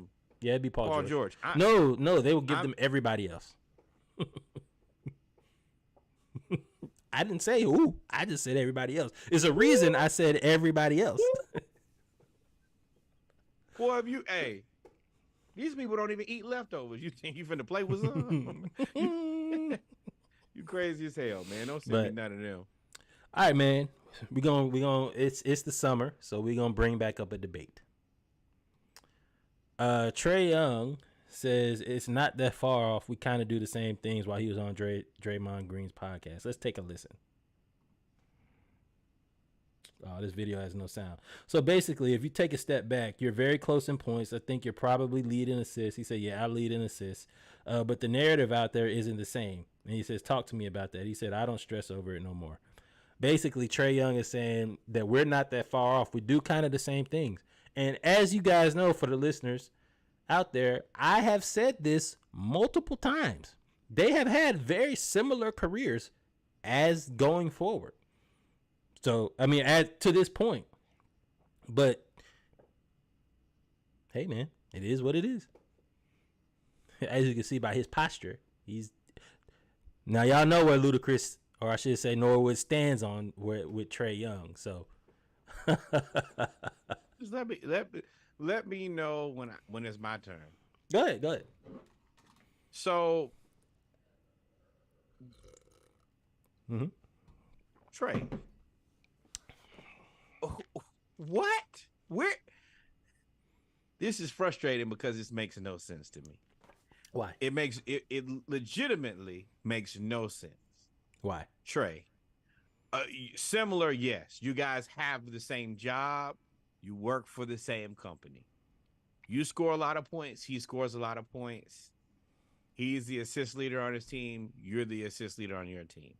The difference is this man averages damn near 10 rebounds a game. He's a forward. He's a point forward. I don't care what position he plays. He leads his team in rebounds. You don't. He is a 4-time All-Star, 4-time All-NBA first team. He's the rookie of the year, the same rookie year you had. Mm-hmm. He's all-rookie first team, and he's a EuroLeague champion. You throw that EuroLeague shit out there. What Trae won at Oklahoma? Throw that he played EuroLeague for like 8 years, for 7 years. What, 7 years? What you talking about? Get out of here. Throw that shit the MVP. Throw that shit out of there. Throw that shit out of there. Throw that shit out of there. Okay. Throw it out. Okay, let's just go that. Trae is a fringe all-star at best. He did not make the all-star team this year. Luka has made the all-star team 4 times. 1, 2, 3, 4. Trae has made the all-star team 1 time. Just so y'all can see that. These are different. He leads his team in 3 statistical categories. You lead your team in 2 statistical categories. Luka's team is nowhere near as good as the team that Atlanta has put around you. Let's be very clear about that. So when you say these things, you are similar, correct. Not far off, you far off as hell. Luka will be an MVP candidate next year. Trae will not be an MVP candidate next year. Luka is a lock to be an all-star. Trae, we got to see how the season plays out. So when it comes to production, when it comes to results, they're very similar. The only thing that Luka has more statistically than Trae is rebounds. Trae has more assists, just as many points, and he has better field goal percentage. They are very similar. The results are very similar. They both been to the conference finals when technically they really shouldn't have been. Nobody really believed that they were going to get there when they did. Fair. They both been to the conference finals. They both have been to the All-Star team. They both 4 All-Stars to 1 All-Star. They both been to the All-Star game. They've both been Luka has been first team I'll give you first team All NBA. Trey has been, I think, second team once or twice. Hey, So you got the same amount of All-Star games as Kyle Korver, my boy. Hate to keep it real with you. But Come 4 on, All-Star man. games and 1 All-Star game is not the same. who's the starting point guards in the West? Bruh. No. If you want to have it, say it. Who's the starting point guards in the West? SGA. Russell Westbrook. Not All-Star. Dame Lillard. Dame Lillard.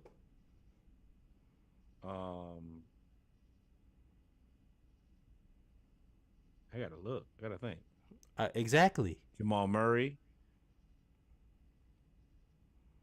He just arrived this year. Jamal Murray was hurt for the past 2 years. He got the same amount of All-Star games as Trae Young. This year, right? Shut up. This year, right? Yeah. 1? Go ahead, keep going. So you've named. Oh, no.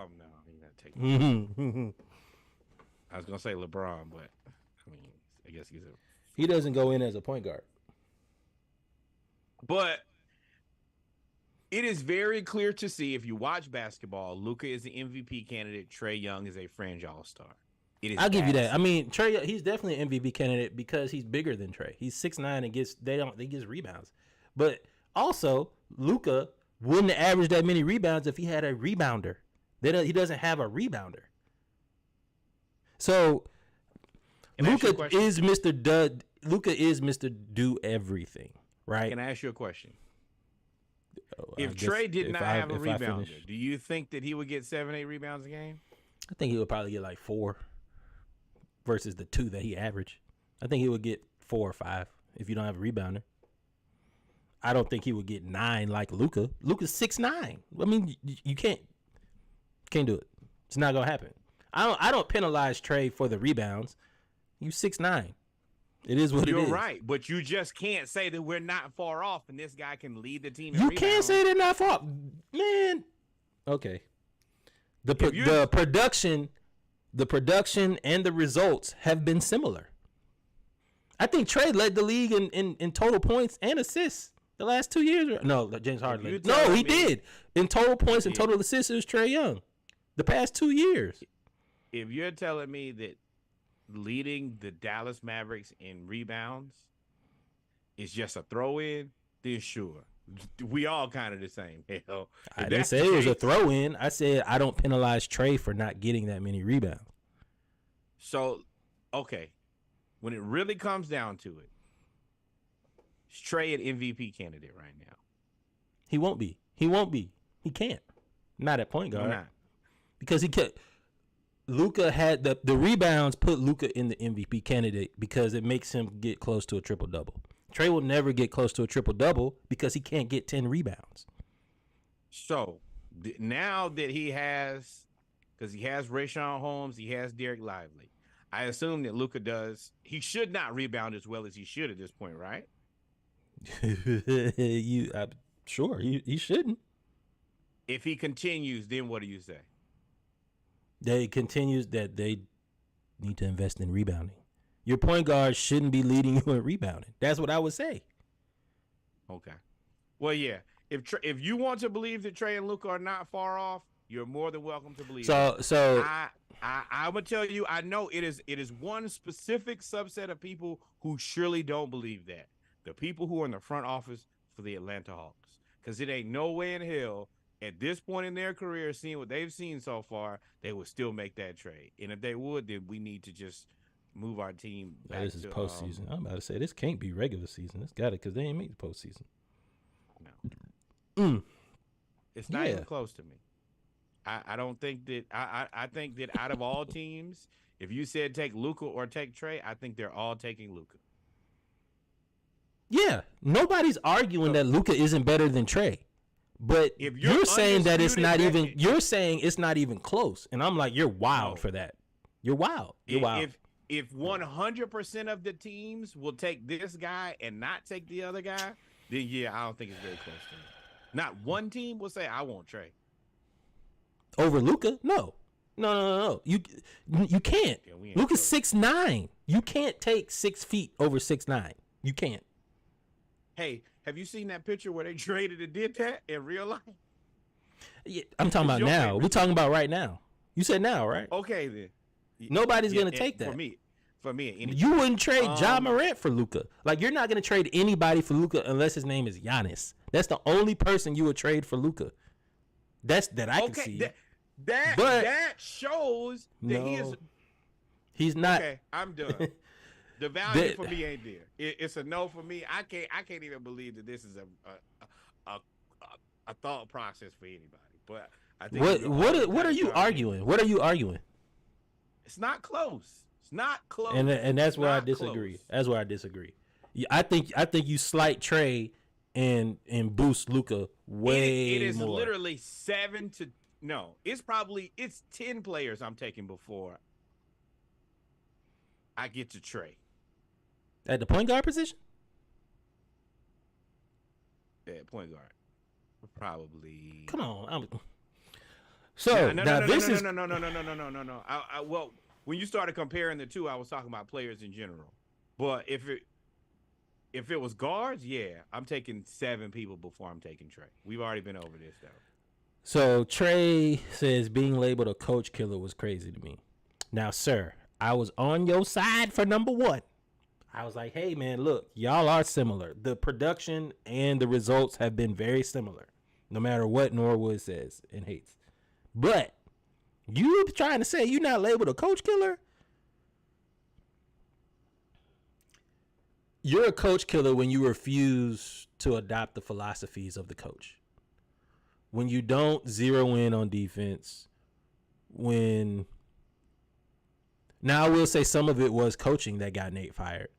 But when you don't buy into the coach and you're supposed to be the leader of the team, you ain't the leader no more, but you're supposed to be the leader of the team, it's crazy how they replaced that personality. Now I think about it, but we'll get to it. You're not the leader of the team.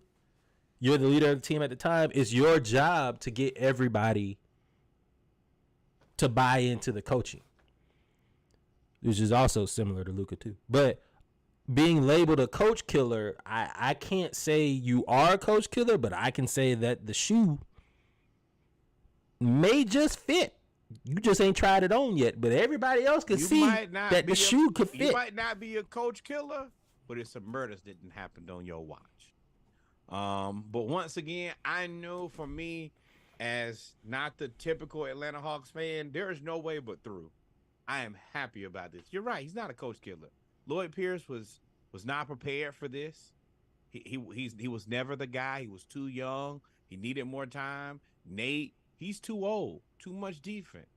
He's not hip for this Offense. this. Yeah, he's not for Yeah. this day and age. But wait, this is the best part about it. We have your guy here now, Quinn Snyder. We have sifted through all the guys. You Goldilocks at this point. LP was too young.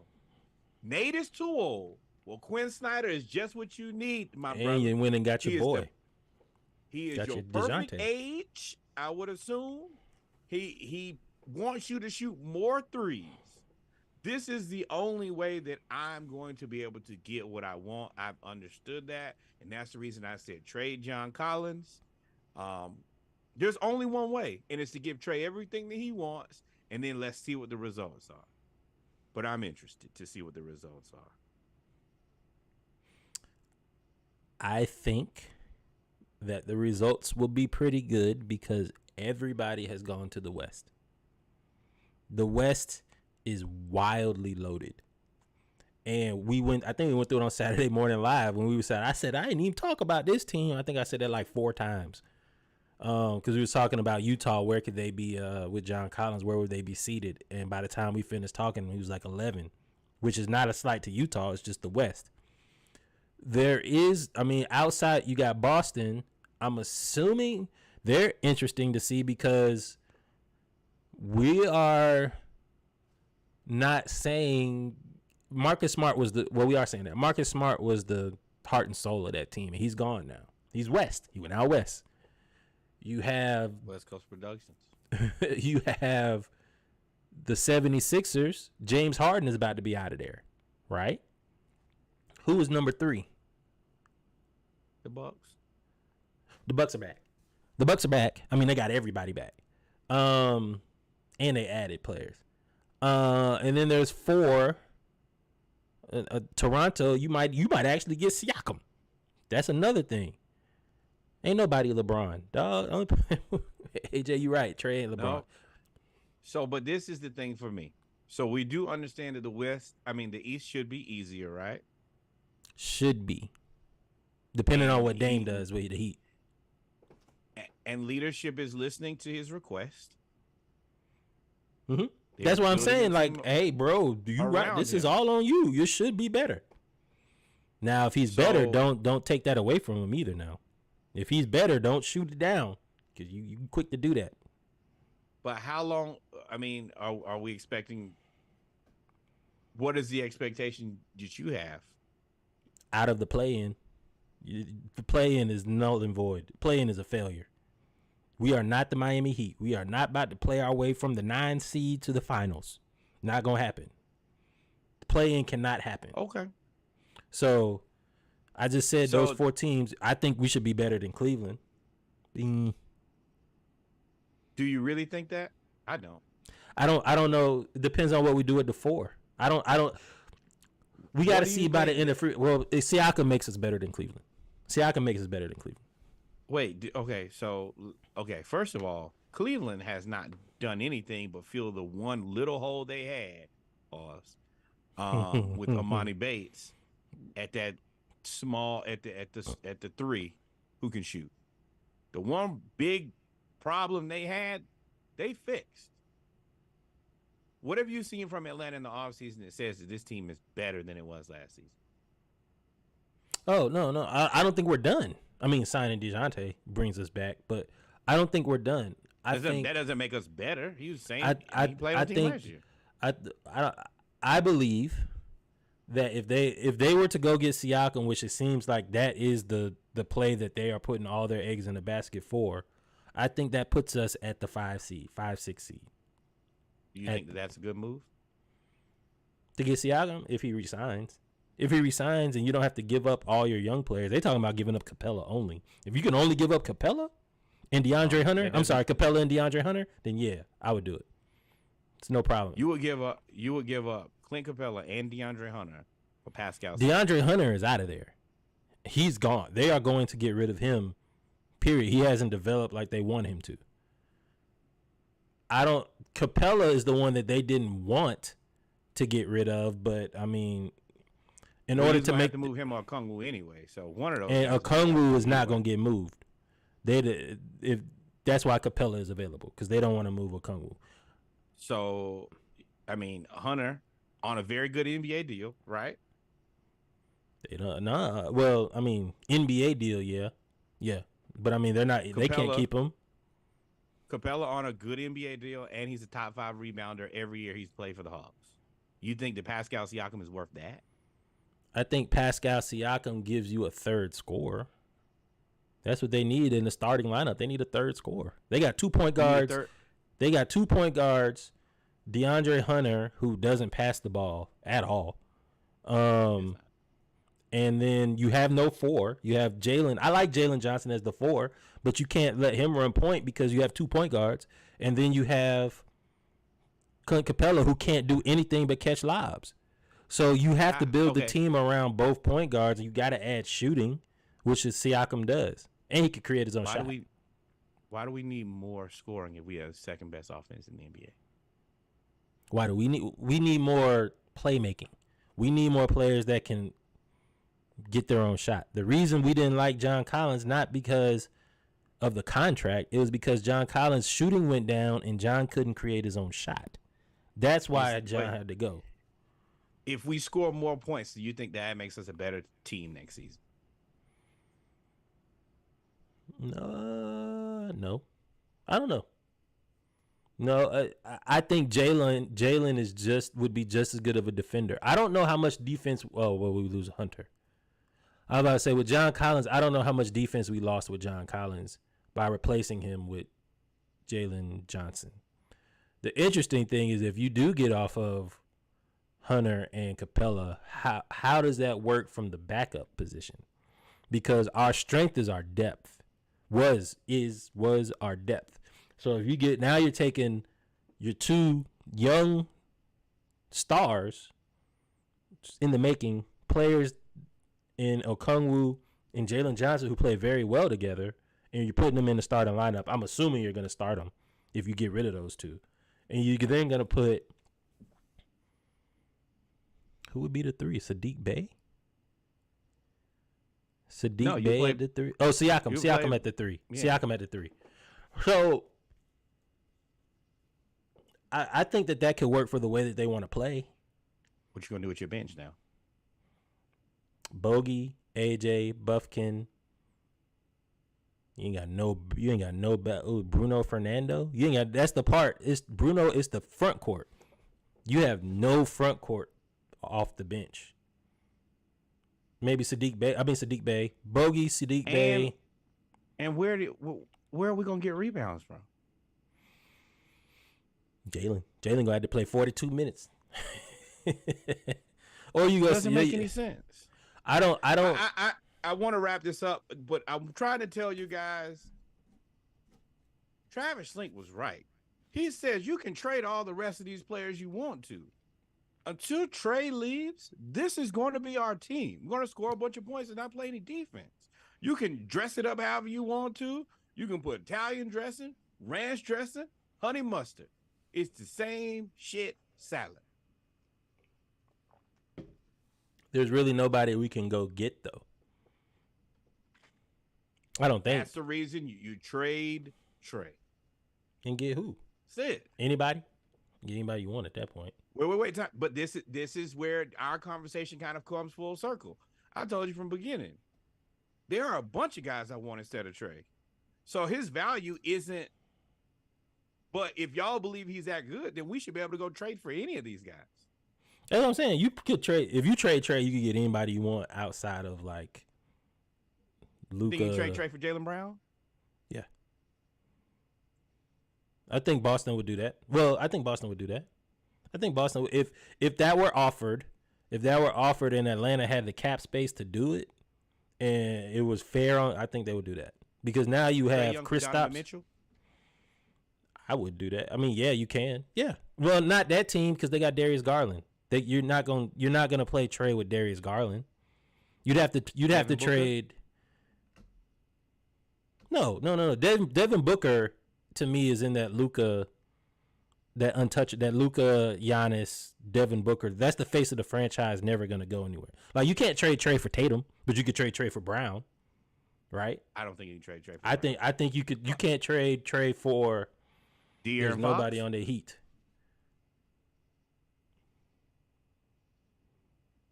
I don't see.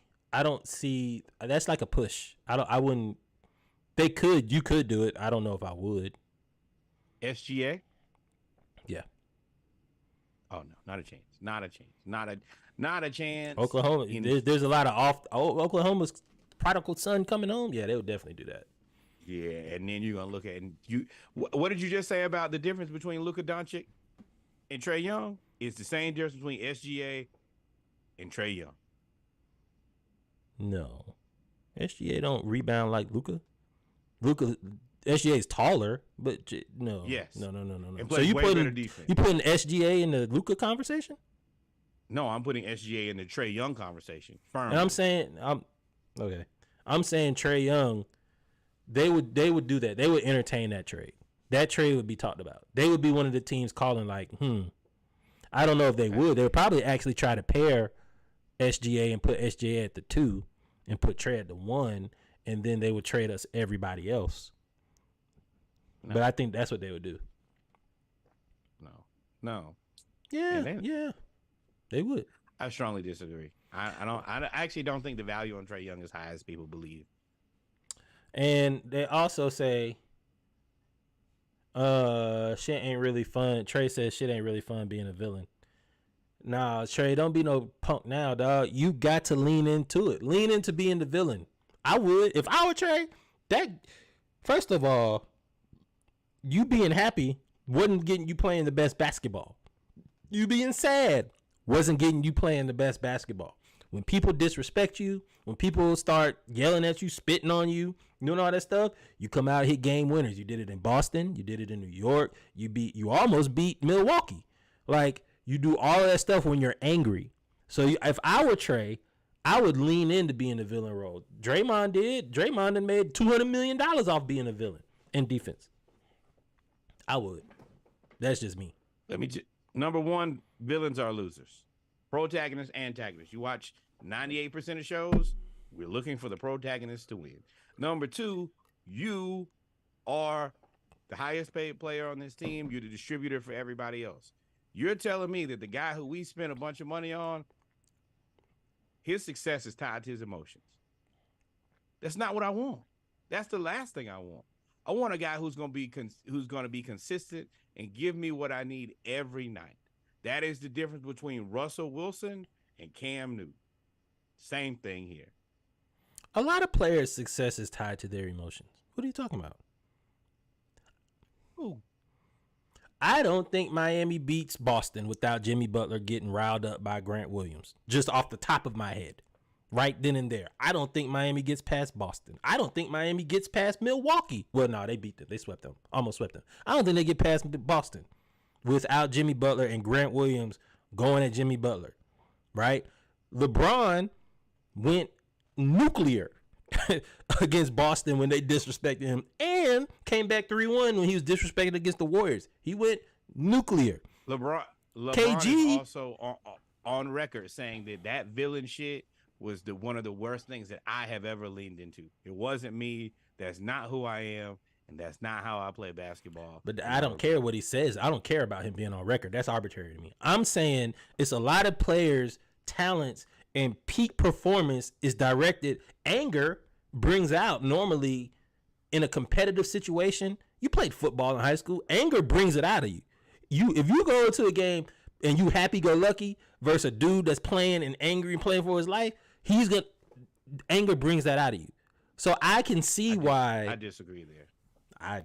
I've seen it. There's not how many players have won championships that are like happy-go-lucky. There's Steph, Magic Johnson. That's really all that are happy-go-lucky. There's a difference in being happy-go-lucky and just, hey, I'm here to play basketball. Neither one of them are hey to be play basketball. Neither one of them that way. But I mean, this is the thing. I am taking a back seat to all of this with Trey. Just show me now. We're giving you what you want. Hopefully, just hopefully, we're gonna see who you are now. There's limited room for excuses, right?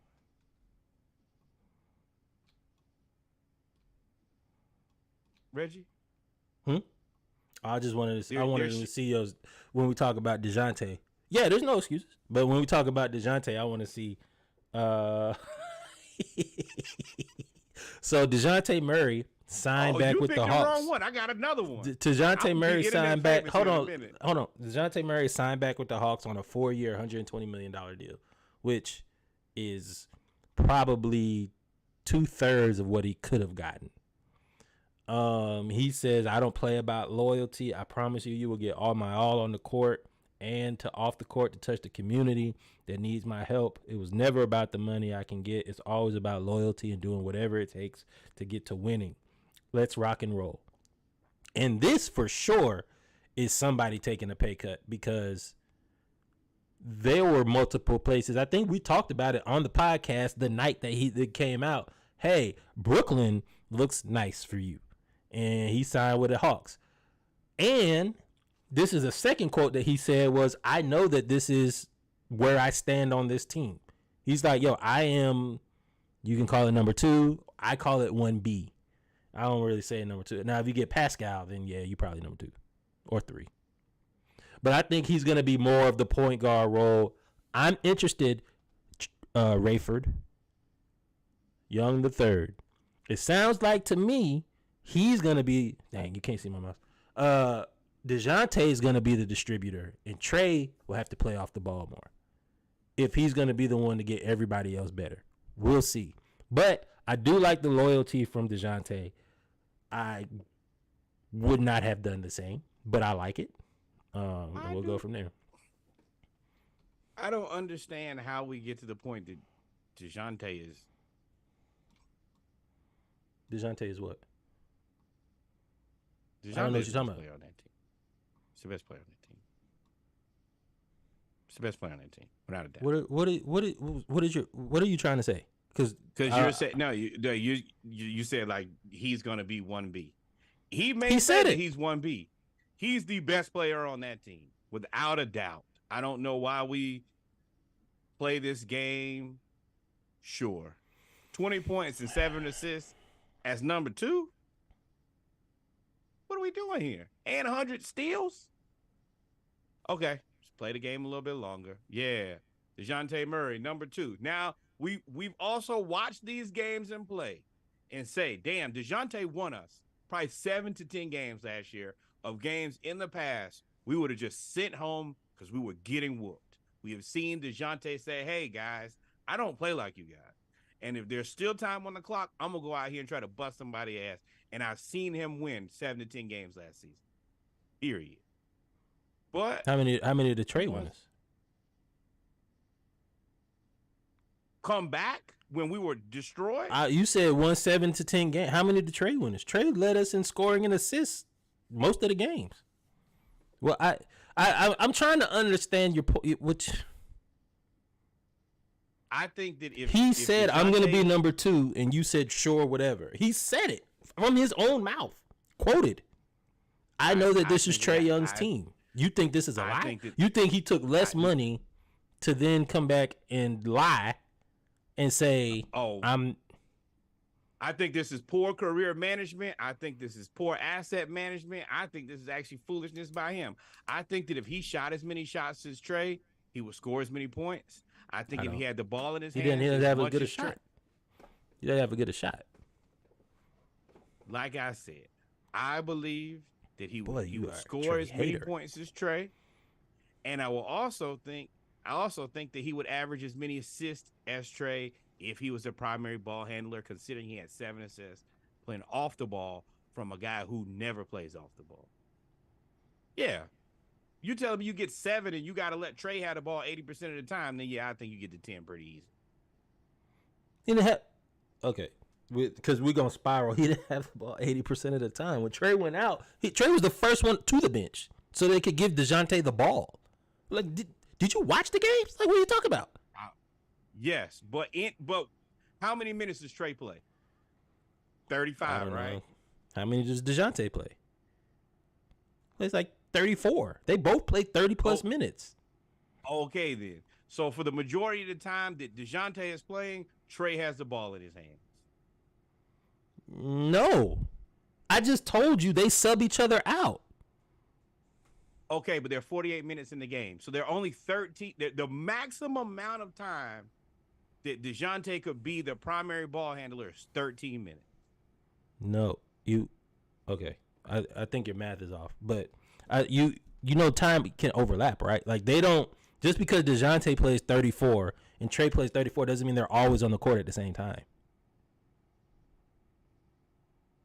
Correct, but the most amount of minutes they could not be on the floor at the same time is 13. DeJounte brought the ball up. You saying 80% is an that was an exaggeration, but we know Trey I don't would play play off the ball. And I'm saying I think that this year he's gonna have to. I think he is. So let's have a real conversation. So if he's not gonna play off the ball, then he's number 2 then. Yeah, and we're gonna do this again. We're headed back to the same Wait. place. We're We're headed to the same restaurant with less gas in the car. So is I know DeJounte your number 2 or not? That's how the whole conversation started. You said he's not. No, You DeJounte said, is the best player on the Atlanta Hawks. I said he's your number 2. Is he your number 2? To me, no. He's the 2 option, the number 2 option on the team. Oh yeah, he would shoot less. He would shoot less than Trey Young, and he would Okay, have the ball in his hands less than Trey Young. I don't think that that's the right answer. I think that's the very wrong answer. Okay. So wait. You think so? Wait. So do you really think Trey is going to defer to DeJounte this year and play off the ball? I think he will have to. I don't. What is Norwood? What is this? I don't know what this is. That was just me. He will have to. I don't think. From what we've just seen, Trey doesn't like being a villain. Trey doesn't want to be called a coach killer. You think he's trying to keep up his rep. He's gonna have to play off the ball because if it doesn't work, like you said, there's no more excuses. It's your fault. You've gotten rid of John. You've gotten DeJounte. You've gotten rid of Nate. You've gotten rid of Lloyd. You and Kevin Huerter. Travis, don't forget about Travis. Oh, Travis Schlink. You and Huerter wasn't really cool. Well, we don't know that. But you got Herter's gone, but you signed Bogey, which looks funny in the light. Everybody who has gone, Trey has said okay to. Everybody who stays, Trey has said okay to. I'm not going to sit here and act like we don't pay him the lion's share of money and they're not asking him about players who show up and leave. DeJounte Murray was a Trey request specifically. He can play that, I just sit here and play the backup. I'm not into making decisions. Well, I thought that was a Nick Wrestler thing. No, that is DeJounte's guy. That was a Trey broker deal. They talked about it, but okay. We talked about it before, how Nick Wrestler, put his foot down, and they got rid of Schlenk when he didn't want to do it, and they went and got him. So, you think that if Trey said, hey, no, don't bring this guy here, they would have brought DeJounte here? No. But I'm saying that was a Nick Wrestler move. What are we talking about? Zion said he was asked about dieting on Gilbert Arenas' podcast. We're not gonna play the video because we still gotta get to football and summer league. He basically said that he is now taking his weight seriously after getting $180 million. Boy, I'd trade you tomorrow.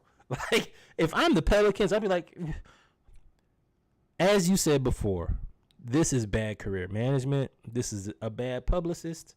This is bad everything. You better go get you that same team that worked for Jalen Hurts and figure out let them tell you what to do because you, sir, are spiraling down. Them girls are not coming to work for Zion. They work with Jalen because he works hard every day. I'm not saving Zion when I can work with Jalen Hurts. What I'm saying is this was a poor move. I would never have admitted, even if it is known. I don't care if I was 6'8", 400 pounds. I'm never admitting on camera after all the stuff that I've been through. Yeah, you're right. I shouldn't. No. Accountability comes after the results. I would come back and say that. Yeah, you're right. I got serious about my weight after I come back and average 25 and 15 or whatever he was doing when he played. Didn't I tell you this on day one when they drafted him? I said he does not care about his physical stature. He does not care about his weight. I didn't need him to confirm what we already knew. If he wanted to get in good shape, you could be like all the rest of the NBA players who get in good shape. The words don't mean anything. The actions show me that he's not interested in working out. The words are just confirmation of what I've been telling y'all for the last 3 years. Very true. Same thing I told you. But what I'm saying is, from a career standpoint, Zion would not have popped up on Gilbert Arenas' podcast and admitted that they're already trying to get rid of you. I guess you got your money already. But there's no way. You don't know that. It doesn't matter. You're missing the point. I don't care who knows. I'm not confirming. I'm never gonna confirm that. I don't care. Don't care. I will confirm it after the results have changed. There's no way I'm gonna be on crack and admit on TV that I'm on crack. I don't care if you know it. After I get clean, I'll admit it off camera. I'll come back after I'm clean and be like, man, that crack was kicking my ass. I'm glad I was able to kick. But I'm not gonna be on TV, man. I'm on crack. I'm not gonna be no, you're not gonna do that. That's crazy. Crazy. I mean, I don't have an issue with it because I already knew what it was. I told y'all once again, he don't care. That's not a thing for him. He just wants to play basketball. Yep. Speaking Real of wanting quick to play basketball, the Phoenix 2K Suns now have signed 2K Warrior Bol. I'm thrilled about this. I'm This is sure crazy. Reggie is too. We have crazy. supported Bol. I don't know for what's about to happen in the seasons West, now. but this is their roster. When I went back and looked at it before the show, like everybody aside from like 2 people is like 6'8". 2 or 3 people is like 6'8" to 7'3". Earlier today, I said, hey, they went and got and Brian Wilhorse. I'm gonna tell you, Brian Wilhorse really broke it down for me. He was like, everybody who they got is a plus shooter, and they're all long 6'8" plus guys. They're gonna try to shoot. They're gonna stretch out the defense. Pause. And they're going to try to do their best to rebound because they're taller than everybody else. That's their game plan. And, you know, they were smart with the way that they offered all of these guys basically a 2-year contract with the player option for the next year. So it is what it is. I think that they're aggressively trying to make a run at a chip. And I'm interested to see what this looks like. I love Bol. Well, KD is 34, so there is no rebuilding for KD. KD, LeBron, all those guys, Kawhi, all those guys are now in the win now portion of their career. So you have to win now. As much as What's interesting about this group is they're gonna put Bradley Beal at the 1. They're gonna put Devin Booker at the 2. I'm assuming KD at the 3, somebody at the 4, and Ayton at the 5. The issue is, do you start Bol or do you start anybody else and bring Bol off the bench? Me, I'm starting. You know, he's on my team right now in the Xbox. I don't. Not gonna Whitney Houston that. Talk about the crack. AJ. Back to it. The Suns are built now. That's one team that is built to outscore you. There is the defense is optional.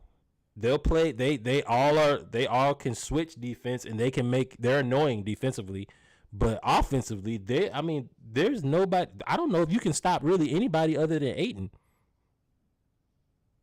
And I hate to say it, but Ayton, you're gonna have to man up on defense, because this is you. You know the trade though. The trade that they should have made was to trade Ayton for Clint Capella. That was the trade. When those rumors came out and there was inquiries and calls and talks, that would have been the trade. Because then you would have had, first you could have got more players, and you would have got off Ayton and brought in a defender / rebounder in Clint Capella, who does not need the ball to score. And none of these guys really play in the post. They're all shooters. So he would have been in the post by himself. That was the trade to make. Not saying you still can't, because the Hawks are shopping Capella. And if they don't get Siakam, I could see them trying to go get Ayton. You think we're going to send them Clint Capella for Ayton? If they're making them available. Hell no. That don't work. You'd have to. The same deal that you're going to have to send Siakam is the same deal you have to send Phoenix. So you have to send DeAndre Hunter and Clint Capella. Oh, I'd send them Bogey.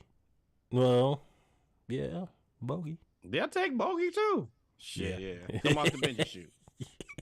They will. They will. Do we want to talk about the SB Summer League? SB's Braun got cooked on the SBs. He wore them Sonic the Hedgehog. Sonic the Hedgehog glasses. Summer League. We'll just make fun of real quick. We got a few things to talk about.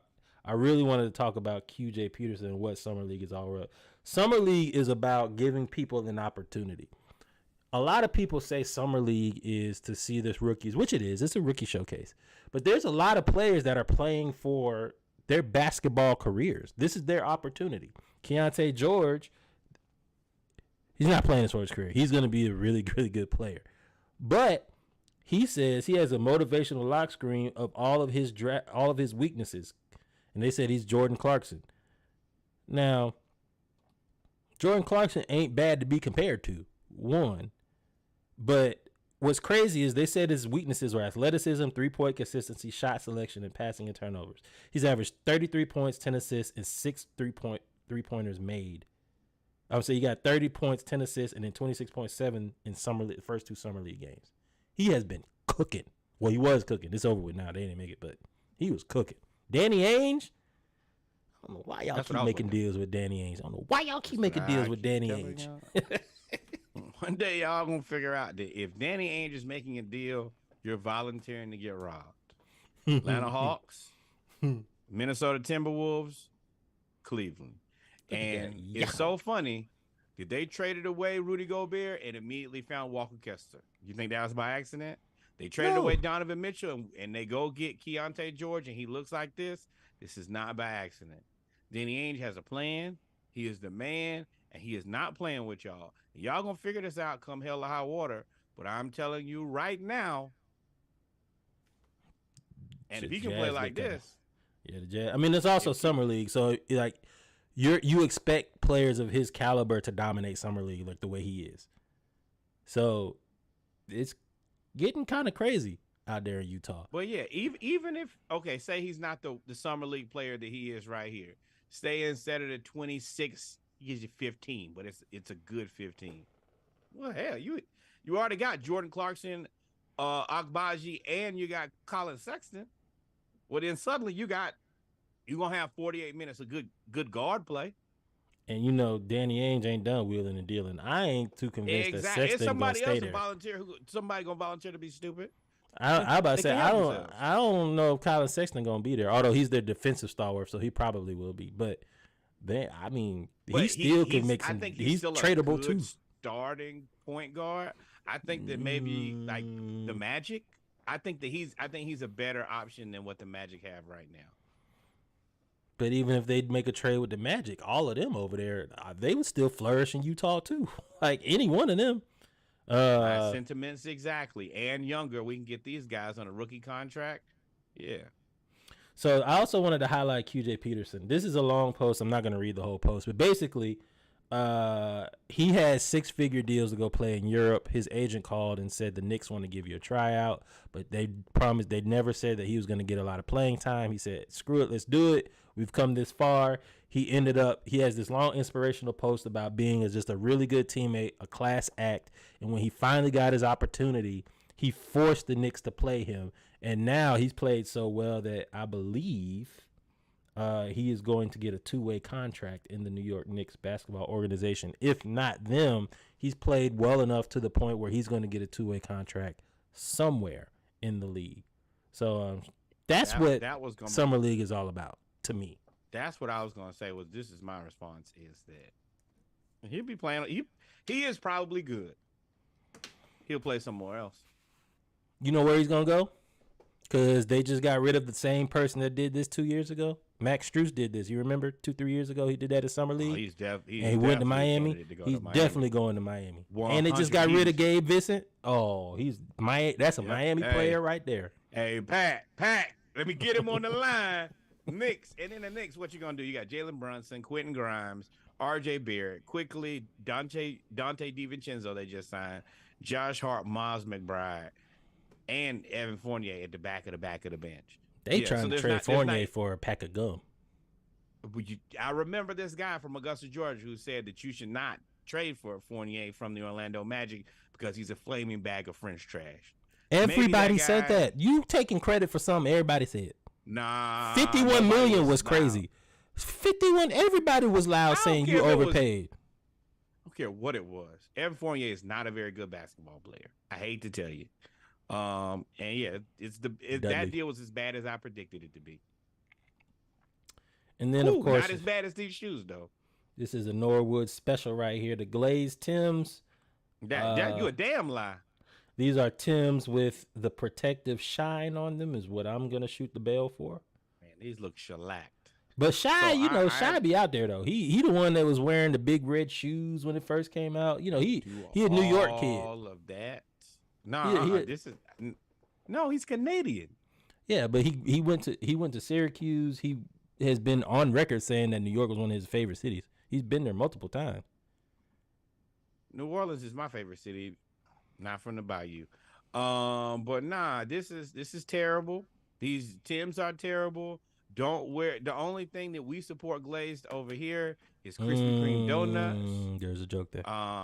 Yep. I thought about it after I said it. I mean, you can make any Larsa Pippen joke that you want to right there. But these are terrible, my guy. She doesn't find that funny, by the way. I'm sure she. Boy. Hey, Off but the if you do backboard. want to be my point, if you do want to be my point guard, I would love to trade you for Trae Young at any point. Whenever you're ready, big dog. Bad shoes and all. Yep. Tatum and Grant got into it. Not in a playfully. Although Grant did say Tatum can't go left, which also neither one of them really. Be your boys.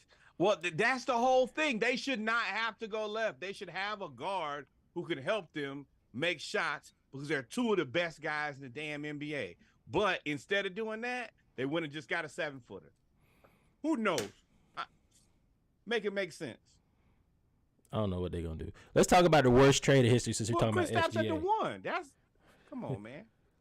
Paul George was traded to the Clippers from OKC. For y'all that can't see that, that's for SGA, Danilo Gallinari, 1, 2, 3, 4, 5, 6, 7 first-round picks. Is that? Did I read that right? 1, 2, 3. Didn't read it wrong. 5, 6, 7.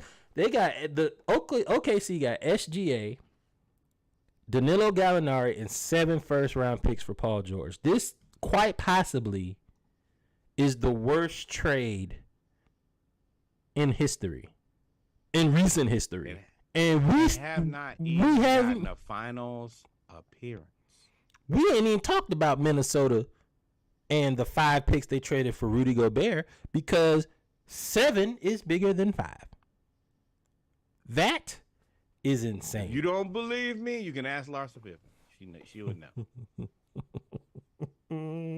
That's the name of the podcast, Larsa Pippen. That's got to be because the jokes. Larsa Pimpin. Strolling. Nah, see, that's crazy. 7 picks though. 7 picks is the worst. That's the worst. That's Or awful. no finals appearances. None. And SGA has played more games than Paul George. What? SGA is on the cusp of becoming. I mean, I think he's better than Trae, so that lets you know what I feel about SGA. Think he's better than Paul George? I think Paul George knows that SGA is better than him. Both healthy? You think SGA is better than him? Healthy? When you seen Paul George healthy? That's what I'm saying. You think if both were healthy, you think that SGA is better than him? I don't have to think about that because Paul George ain't never healthy. I'm not going to answer the question. Cool. Kyrie Irving signed sneaker wait, deal time with- out. I think that Paul George would be a better basketball player than SGA if he was healthy. I don't think that Paul George is ever going to be healthy, so SGA is a better basketball player. Kyrie Irving signs a sneaker deal with Anta Sports, the Chinese sneaker company, which also makes him, I believe, vice president and chief creative officer (CCO) at the company. Will allow him to recruit and sign other players for collaborations, which means he's coming right for Nike. I don't know. He doesn't have the backing right now, but I mean, another player that did this, Dwayne Wade, them Wades be selling out over there in China. So, I do like this. Number one, I like this because everybody was like, oh, he's done with Nike. What is he going to do now type of thing. He showed you pretty quickly. Showed that, hey, I can bounce back. Nike is not the only people. I do like that they gave him a position. I assume that position probably comes with either a paycheck or hopefully equity in Anta. They have been around for a while now. I think this is the same people who put out Clay's shoe too. So, there's definitely an opportunity here. With that said, you have to have the kid gloves on and you have to know what you're signing up for. This is just like Adidas signing up with Kanye. You're right. Congratulations. I think this is a fantastic partnership, but you also need to be very aware of who you're making a deal with and who you're putting in charge and who you're going to put as the face of your brand. What I'm interested in you know that, is the Chinese government. I'm not going to say I'm well versed in communism, but I know that the government has their hands in every faction of business that goes on in China. That's just part of communism.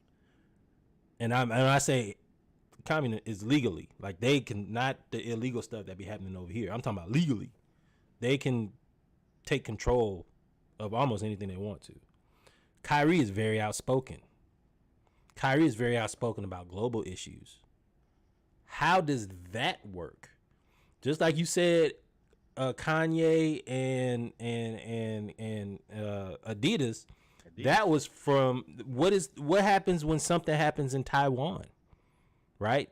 Taiwan and China. Kyrie, right to where I was going to. What Kyrie gonna say? Nothing, because he's CEO of that company. That's gonna be interesting. That's the part that I'm waiting on. Kyrie has made it very clear that he is his own entity and he speaks on things that are near and dear to his heart. So, which I can. You're in a very interesting situation, but everybody knew who everybody was going into the deal. I want to see how the deal plays out. I thoughts and prayers and best wishes to all parties involved. Yeah, man, it is what it is. So, with that being said, ladies and gentlemen, we come to the end of the basketball segment of episode 112 of the Splashcast. Stay tuned. We'll take about 2 minutes, get you something to drink. We won't be gone long because we got some football stuff to talk about. Dak is on drugs, and running backs have been devalued to the point where a rookie is the highest paid running back in the league, and he ain't even played a down yet. Y'all stay tuned. We will be right back.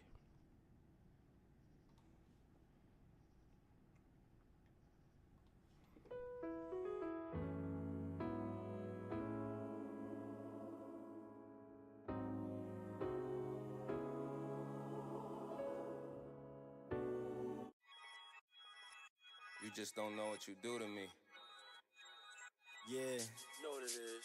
Oh, I like this. It's bad boy. Okay, I got a rich nigga mindset, but still I'm with a bad bitch out the project. And we been outside, niggas talking nonsense. They hating on my downfall, got them upset. Flies niggas in the city really on that fly shit. 500 on a Richie costs more than my car, yeah. Double pipes on the phone, baby, I'm exhausted. Niggas think they all shit, but they lost it. Yeah, add up all them little niggas, still be a little bigger. Shorty think I'm a ringer, ice on my middle finger. Might play a little Jenga. Slide through the block, have them in their feelings like somebody died on the block. Flowers and cars, our regards. Like water in the freezer, that's how I go hard. It's the ice tray for me, I'm ice tray for 3. Shimmy then I slide like ice skates on feet. I'm in a good space, that's a nice place to be. The house in the hills or it might face the beach. Flies in the city, they might say it's me. I mean, niggas got cake, but it's rice cakes to me. And that's light, trust me, that's light. Head still spinning like I was drinking last night. She told me that's nice, and I told her that's life. Oh, baby, can't you see, we done told you that twice. Okay, I got a rich nigga mindset, but still I'm with a bad bitch out the project. And we been outside, niggas talking nonsense. They hating on my downfall, got them upset. Flies niggas in the city really on that fly shit. 500 Flies niggas in the city, without a doubt. Pipes on the phone, baby, I'm exhausted. Welcome Niggas to the think they all upside. shit, but they lost it. Hey, tell mommy gang coming through. Mucho fly guys, turn G's in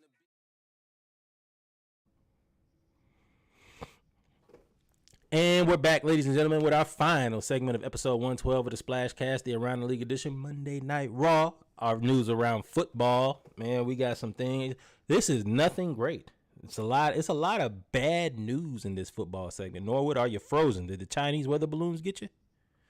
I don't. Oh, no, you here. There you go. I don't There you know. go. I don't consider this bad news mostly. We'll see.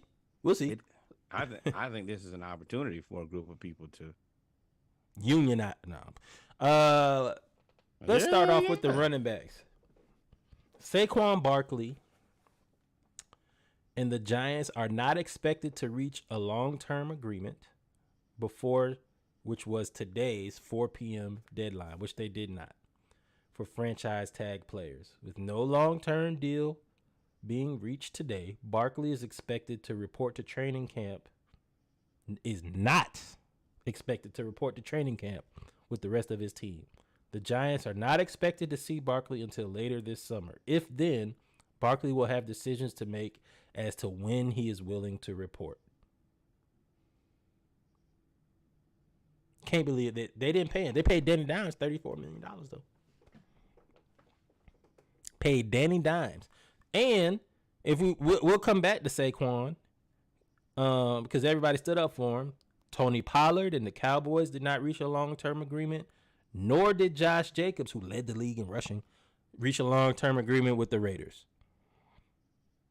That is wild. And NFL Twitter reacted to the running backs not getting paid. All of them stood together. Christian McCaffrey, Najee Harris. I agree with my running back brothers about it. NFL history will show you that you need running backs to win. We set the tone for every game. Derrick Henry at this point, just take the running back position out of the game then. The ones that want to be great and work as hard as they can to give their all to an organization just seems like it doesn't even matter. I'm with every running back that's fighting to get what they deserve. Saquon Barkley says it is what it is. And finally, before we jump off this conversation, this is what I was referencing earlier, y'all. Bijan Robinson was drafted number 8 in the draft by the Atlanta Falcons. As a result of him being drafted number 8, he comes in at a rookie wage of $13 million total this year for his rookie contract. That makes him the highest paid running back in the league. He has not played a down. Yeah. That's kind of tricky, though, because that's just how the contract will be for the first year. He won't get that every year. He will soon and very soon be in a very similar situation to these guys.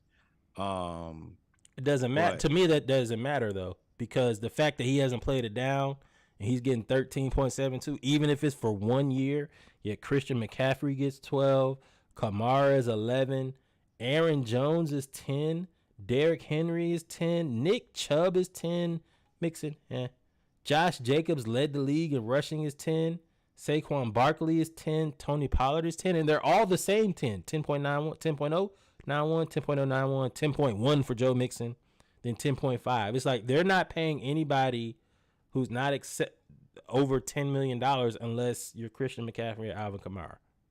Yeah, so this year it's $13 million, and then it goes to 7, 6, and 5.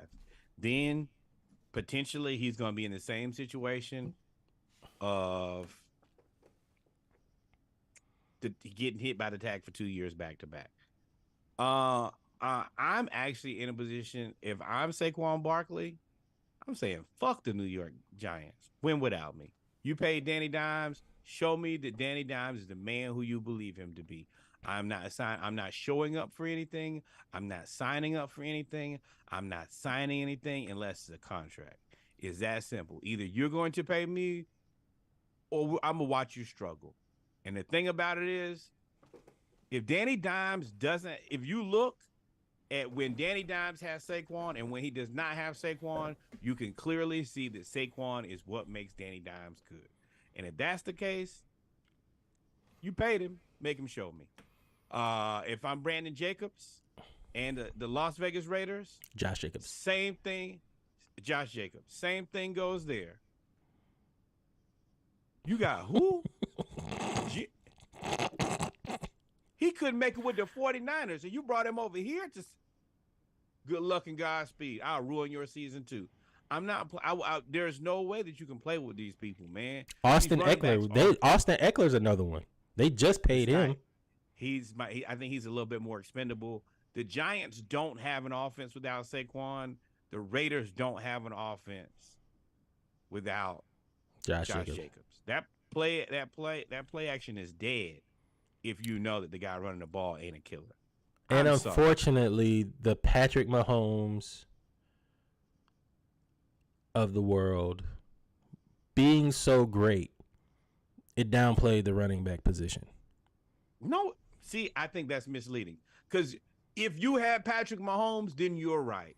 That's But what. let But me tell you- I know. But what I'm saying is, everybody, the NFL is a copycat league, so they're gonna try to Right, you copycat the Kansas City, and I'm gonna get to the racial component too. I'm gonna let you speak after I say this, but NFL is a copycat league, so they always invest in the quarterback. Now it's the receivers and your do-it-all tight ends, and then the running back. That's how they're looking at it. But Chat GPT this thing, I'm gonna tell you right now, because it ain't no way in hell. None of these teams who are trying to copy Patrick Mahomes, they don't have Patrick Mahomes. They don't have the other Mahomes, the one getting in trouble. You don't have no Mahomes. You don't have Pops Mahomes. You don't have none of them. Jamal Williams, they Danny didn't want to pay Dimes. him. I think this is probably a front office thing. Like, I think the NFL owners conspire. You got to think, Daboll, it's in his best interest to have him come back. I need Saquon. I mean, the way Daboll. I mean, I'm telling when you he was right in now, when he was in Buffalo, Daboll doesn't value the running back. In Buffalo, they never drafted a great running back. Yeah, but you had Josh Allen. You're talking of top tier quarterbacks. Danny Dimes is mid at best. At his very best, he is, and he ain't mid. Mid is Kirk Cousins. And as mediocre as I think Kirk Cousins is, I don't think that Danny Dimes. You know what you're gonna get. You know what you're gonna get. So with Kirk. you don't know what you're gonna get with yes, Danny. you're gonna get 500. Danny Dimes, he's lucky to be 500 with Saquon. So What for me, receivers did they no, sign? not- What receivers did they sign? You talking about the Giants? Oh, they did get Waller at tight end, but that ain't enough. It ain't enough. Without Saquon, Not when it you ain't lose Saquon. I could see again. I could see if you had the Chiefs offense, right? Let's scratch Patrick Mahomes. Let's scratch Patrick Mahomes. You can't throw away Patrick Mahomes because in the offense, Hello? no offense. No. People, see? Back to it. When you have a receiving core and an offensive mind, and scratch Patrick Mahomes, when you have Travis Kelce, at the time Tyreek Hill, you had now you have, and then you have all these other players. You have generational talents at other positions. Giants ain't got no generational talent at any other position. Not none. Not zero. Not one. The generational talent is this man right here. This Wide is the generational receivers talent. for the New York Giants: Isaiah Hodgins, Darius Slayton, Paris Campbell, tight end Darren Waller. This is not enough. I'm gonna tell you. None of right them now are about generational Saquon, talents. I'm outta Saquon is a there. generational talent at running back. The stuff that I'm he not can doing do is amazing, and y'all don't want to pay him. There is a racial. Before I get to the racial component, is there anything? Because you said something about unionize. You think they should all unionize? Just No.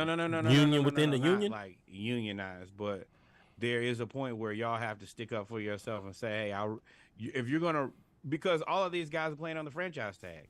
If any of them get hurt and Saquon's been hurt, then they're not gonna get any money ever again.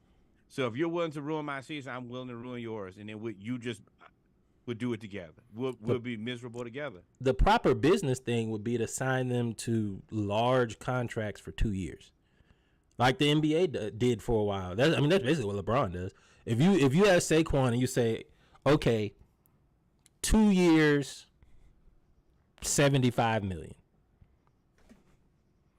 If he gets hurt, or 2 years, $30 million. $60 million. If he gets hurt, you still get him off the books. You got to eat that for a year, but you still get him off the books. That's the answer. But to not even sign these dudes, But you signed Kirk Cousins to guaranteed contracts. Do you not? You So sign. Go ahead. Okay, so what happens if you sign him to that big contract? It's a 2-year contract. He gets all the money, and he blows it out of the water. That's your fault. That's the game. That's the game you play. Wait, what do you mean? It's your fault? Is it the team's fault? Yes, Or the because you player's didn't fault? sign him to a long-term deal. If you sign him to a long-term deal and you actually paid him what he's allegedly worth, you wouldn't have to worry about that. But because the games you playing, you think the running back is devalued, you could just plug and play. All right, well, if you could plug and play, then just pay me my money now. Pay me my big money now for 2 years. If you think I'm gonna get hurt over 4 years, pay me for 2 years. 2 years and an option. So you come back. All right, what is the saying? That's business. Yeah. You want to play stupid games, you can lose. You could also win. He could blow out his knee. We don't never want that to happen. He could blow out his knee, and then you come off the contract. So for me, if I'm Josh Jacobs, I'm not showing up. Win without me. If I'm Saquon, I'm not showing up. Win without me. Tony Pollard, they'll just call Zeke back and find somebody else. Like, I like Tony Pollard, but he don't have the same level. He don't have the same leverage. He does at this point of the offseason, he does. No, he don't. Why he don't? Well, I would call Dalvin Cook. There's a reason they haven't. If they do, you think Dalvin Cook only gonna take $10 million a year?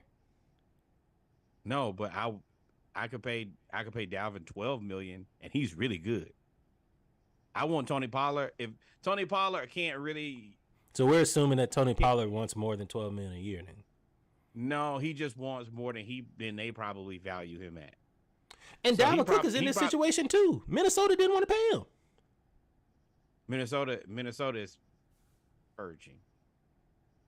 No, I think they're about to cleanse that team and build it around Justin Jefferson. I think that's 100% the right thing to do. We're gonna free up all this money because we got us one, and we got to do whatever it takes to get him.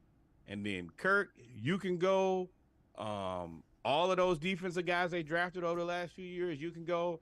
Adam Thielen, you can go, and we're gonna have money. We're gonna get us a quarterback in the next few drafts, and we're gonna go in a different direction. That's it. Yeah. Now I'm gonna make it racy. You know, there's a history of not paying running backs and overpaying quarterbacks, underpaying running backs and overpaying quarterbacks. The reason is, and why that all started, the running backs were all black. Quarterbacks were all white. Quarterbacks always got the money. All black now. The good one. And yeah, they are. But what I'm saying is,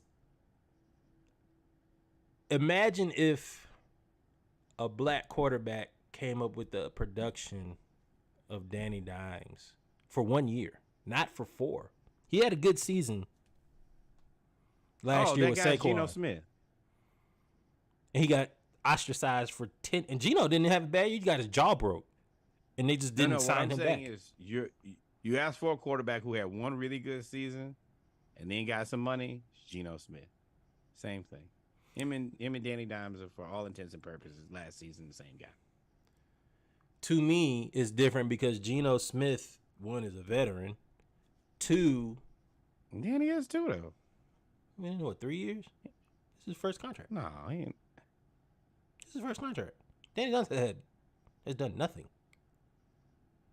Now that I agree with. Danny Dimes has done nothing. 19, 20, 21, 22. Yeah. He's been a starter all of those years. He's started more seasons than Geno. And probably had similar output. Starter, he was ass. He led the league in fumbles. I still think he's ass. Let's be very clear about that.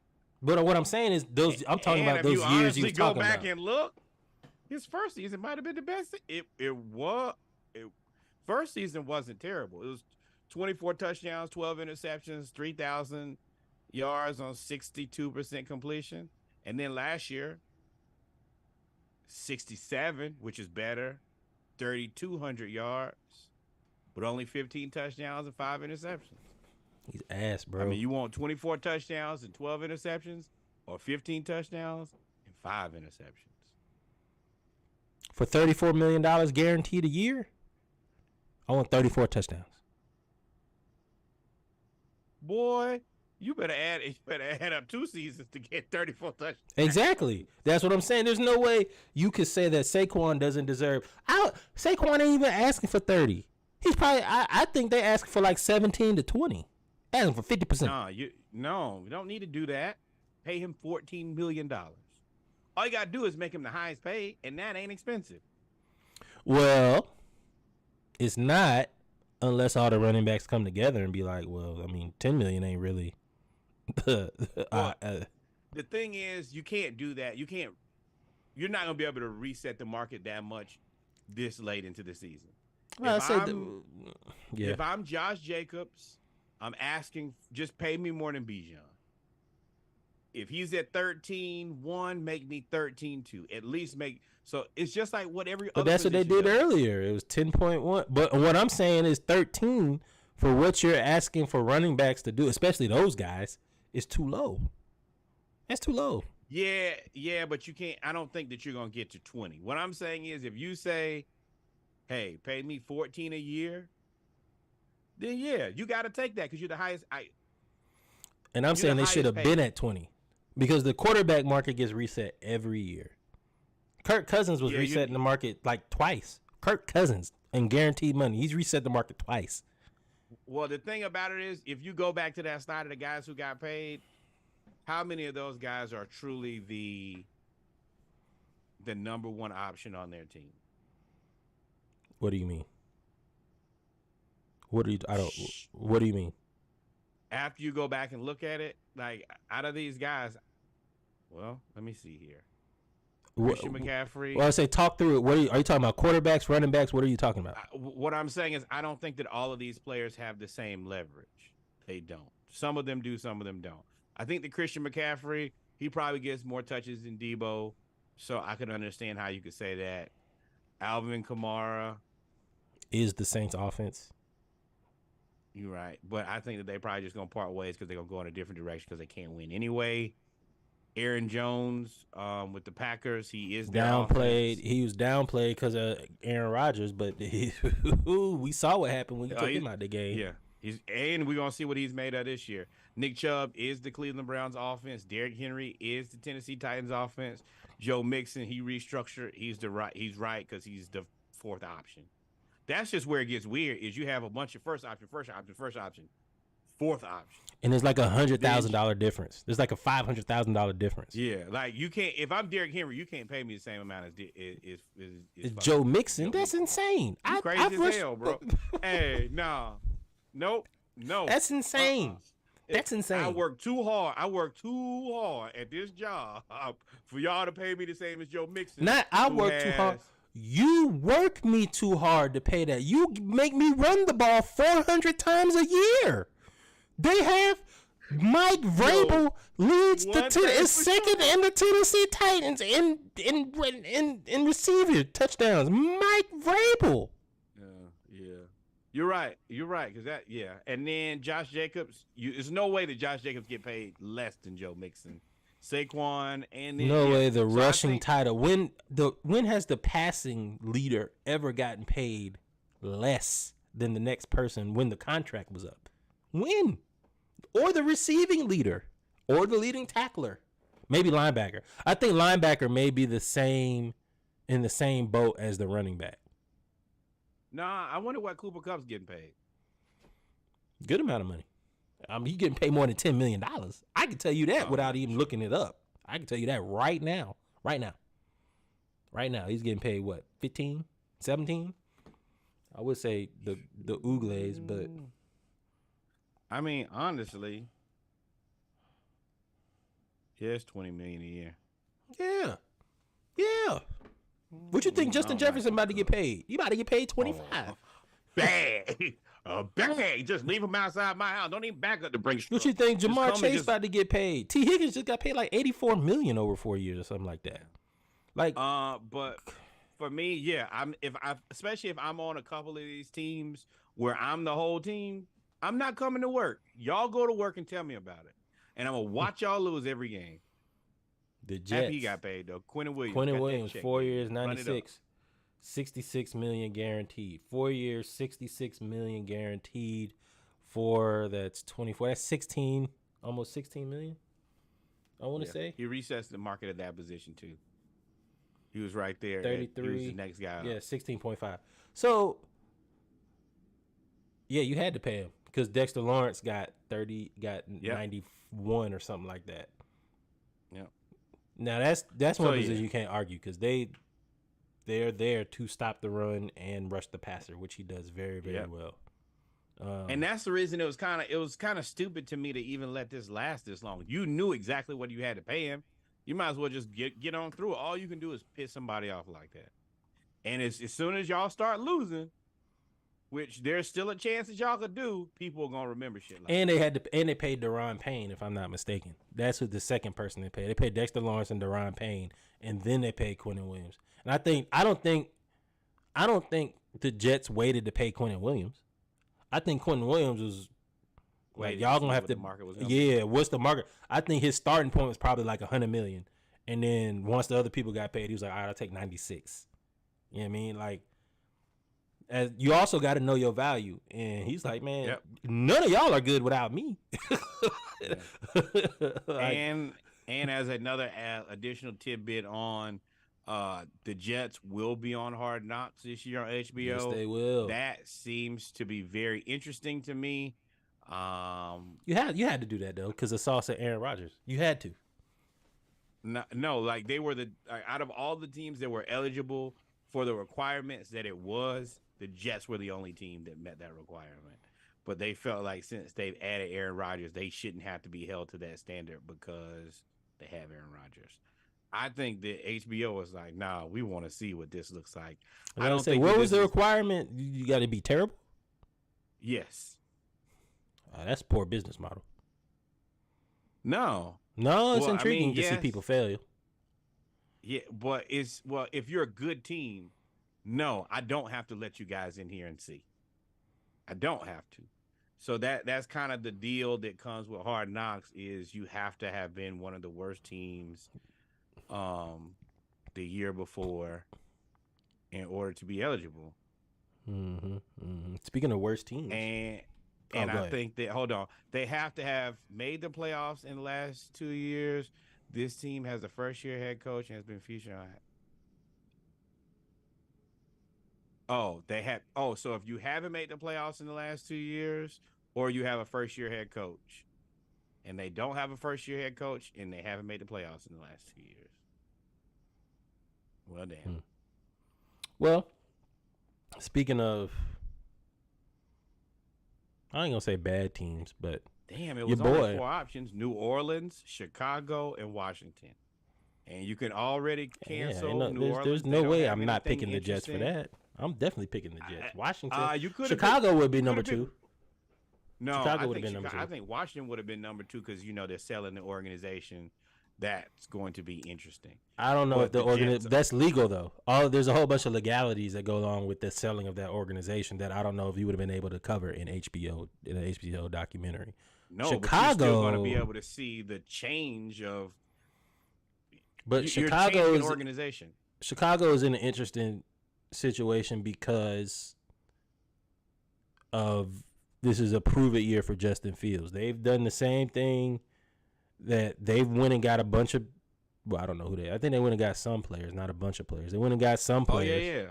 They got old boy from Carolina, DJ Moore, Chase Claypool. They brought in last year. They got Cole Kmet.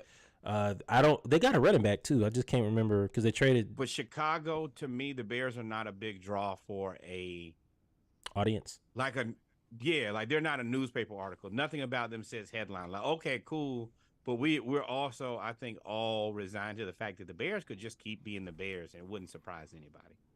Run Good the ball defense. 40 times, still don't have boring offense, and be mediocre. Like that wouldn't. I don't think that surprises anybody. Yeah. Or we can listen to Throw Rogan be crazy. You know it. Jets, and it's New York. It's too much money. Yeah, moving on, man. Dak Prescott had 25 interceptions over the last 2 seasons, but he's predicting that this year will be different. He said he won't have 10 interceptions this year. I said, you're right. You'll have 12 or more. I am going to DM Dak tomorrow and see if he will take my bet. I will post it on Instagram after I do it. Hey, big dog. I'm going to tell y'all exactly what I'm going to say before I do it. Hey, big dog, you said you won't have 10. I'm taking the over on that, and I got $250. I'll post it after I do it. Please, boy, like, you follow, tripping. subscribe. Hey, listen, I got $250 and an appearance on the podcast. That's the answer. I mean, sure. Be mad. Yeah. I want you to be mad nah, online. I mean, that would be great. But, yeah, even him signing up for the bet is more than enough for me. But, yeah, I don't think that I don't think there's a chance in hell he won't have 10 interceptions, which I don't know if people are reading this right. That means the max he can throw is 9 interceptions, correct? Yeah. That's less than an interception a game. That's less than an interception.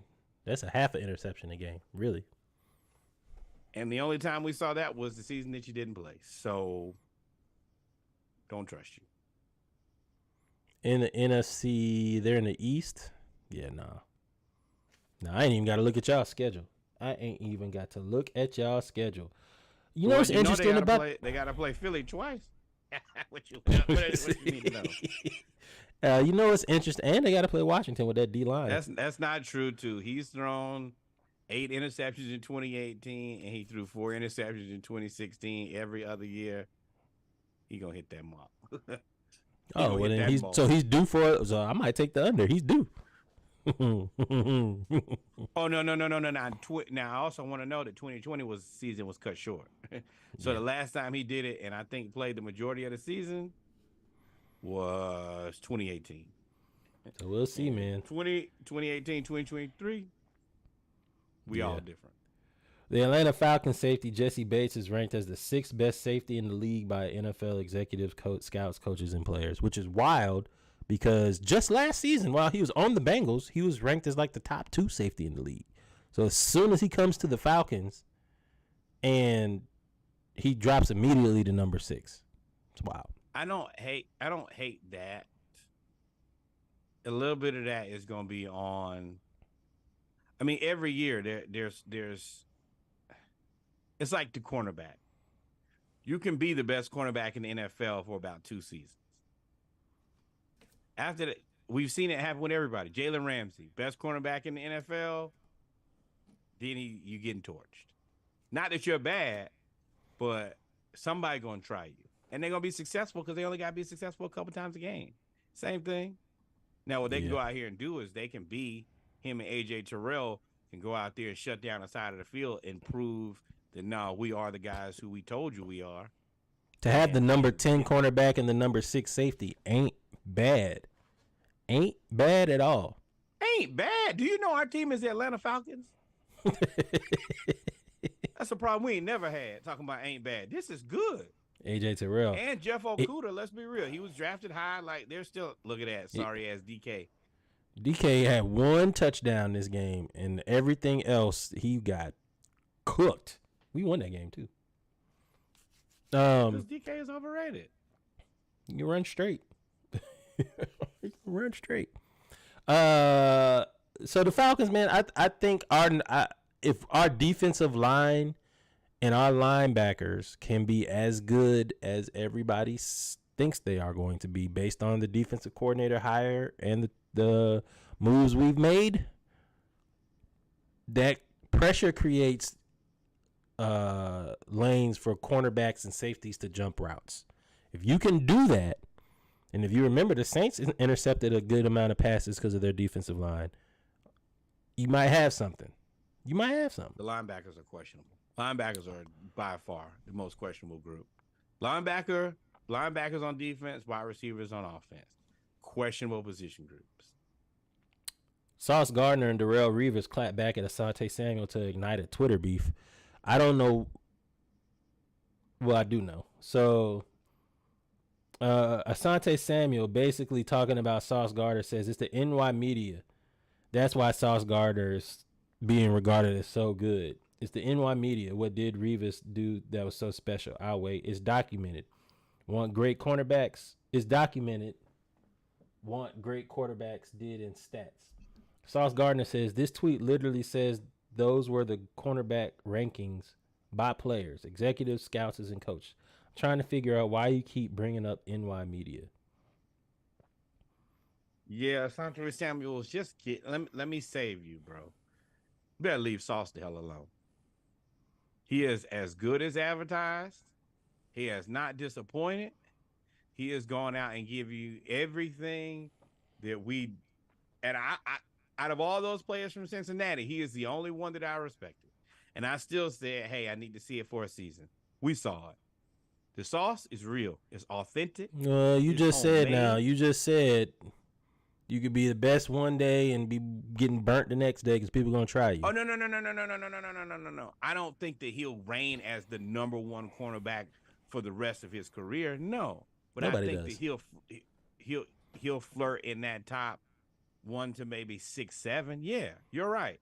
When you tell people that you're the number one wide receiver, number one cornerback in a passing league with these guys, they're gonna try you. Well, the thing until you about make them stop. the thing about Darrelle Revis and why Asante Samuel came for Darrelle Revis is Darrelle Revis was like Revis Island for like Correct. 5 or 6 years. And Darrelle Revis, and you said don't come for Sauce. Well, Darrelle Revis said just landed, and he brought up receipts. And he brought up meetings where they said if it's Asante Samuel, double move him, and you're gonna go every time. Because that's what made Asante Samuel great was that he jumped routes and he was Mr. Pick Six, but he also got burnt. And then Asante responds and says, you got beat on double moves more than myself. And Darrelle Revis was like, no, I didn't. He was like, I'm a first ballot Hall of Famer. Like, what are you talking about? Which is true. And then, of course, now I will say DJ Reed jumps in and the Jets cornerbacks all jump in. And then, of course, Darius Slay says why all DBs are hating on each other. Asante, you gotta chill out, big dog. Darrelle Revis. Now, the thing about corners, and we talked about it before, the fall from grace is normally swift.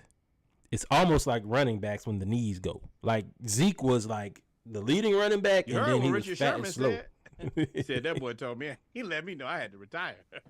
So he did a random comeback. But what I'm saying is, like, I think a lot of people, especially, I won't say as old as us, but people that remember Darrelle Revis at the tail end of his career, yeah, he got burnt. I mean, it was Randy Moss. It was a whole new generation. But that 5 years when they was going to the AFC Championship game with That's what you did. Mark Sanchez as the quarterback, and it was Curtis Martin on offense and Darrelle Revis on defense, and Bart Scott, y'all got to realize Darrelle Revis was shutting down everybody. You guys somebody off. Huh? Curtis Martin and Mark Sanchez not at the same time. Curtis Martin. No. Curtis Martin, Rex Ryan, Mark Sanchez. Am I off? Yeah, I think you off a little bit. Just a little bit. Who was the running back? Thomas Jones? Curtis Martin. Yeah. Curtis Martin was done in 2005.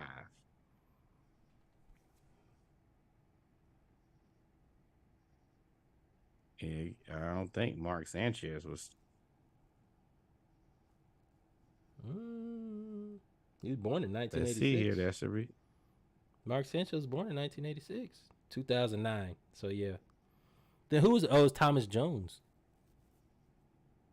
I thought Thomas Jones for the Bears. Don't give me the line. He played for the Jets. No, Yeah, I was about to say Curtis Martin. It was Thomas Jones. It was Thomas Jones. He had 1,400 yards rushing, and Jericho Cotry was the receiver.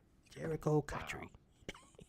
Well, that's some type of offense, but the Jets don't care about offense at all. The Jets and Bears not caring about offense is Like is the offensive. Bears. It's like, damn, I don't even try to put together no offense. Yeah, man. So, I mean, that's what we really wanted to talk about. Future shot at Russ. Again, Future still It'll hurt. be on the Splashcast 36 pack. Please remember, like, follow, and subscribe. Yeah, that song is on there. Oh, you was just jamming. That's what we started. Yeah, Russell Wilson called Fire. China. Chinese weather balloons got us. Taysom Hill says he wants to expand his role in the offense. You got to define his role first, but then they want to expand it after they define the role.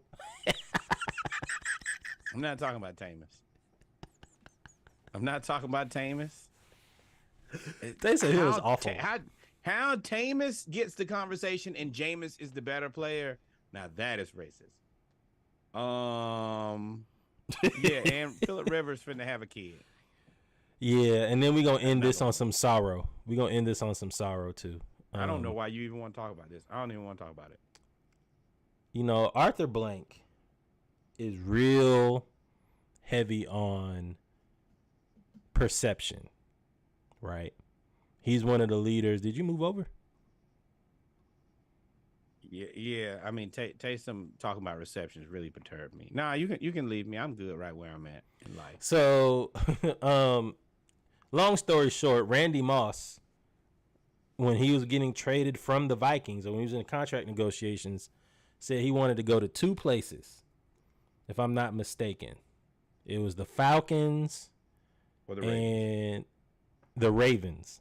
He wanted to go play with Ray Lewis and the Ravens, or he wanted to play with Michael Vick and the Falcons. Let me tell y'all something. Oh, well, let me finish the story.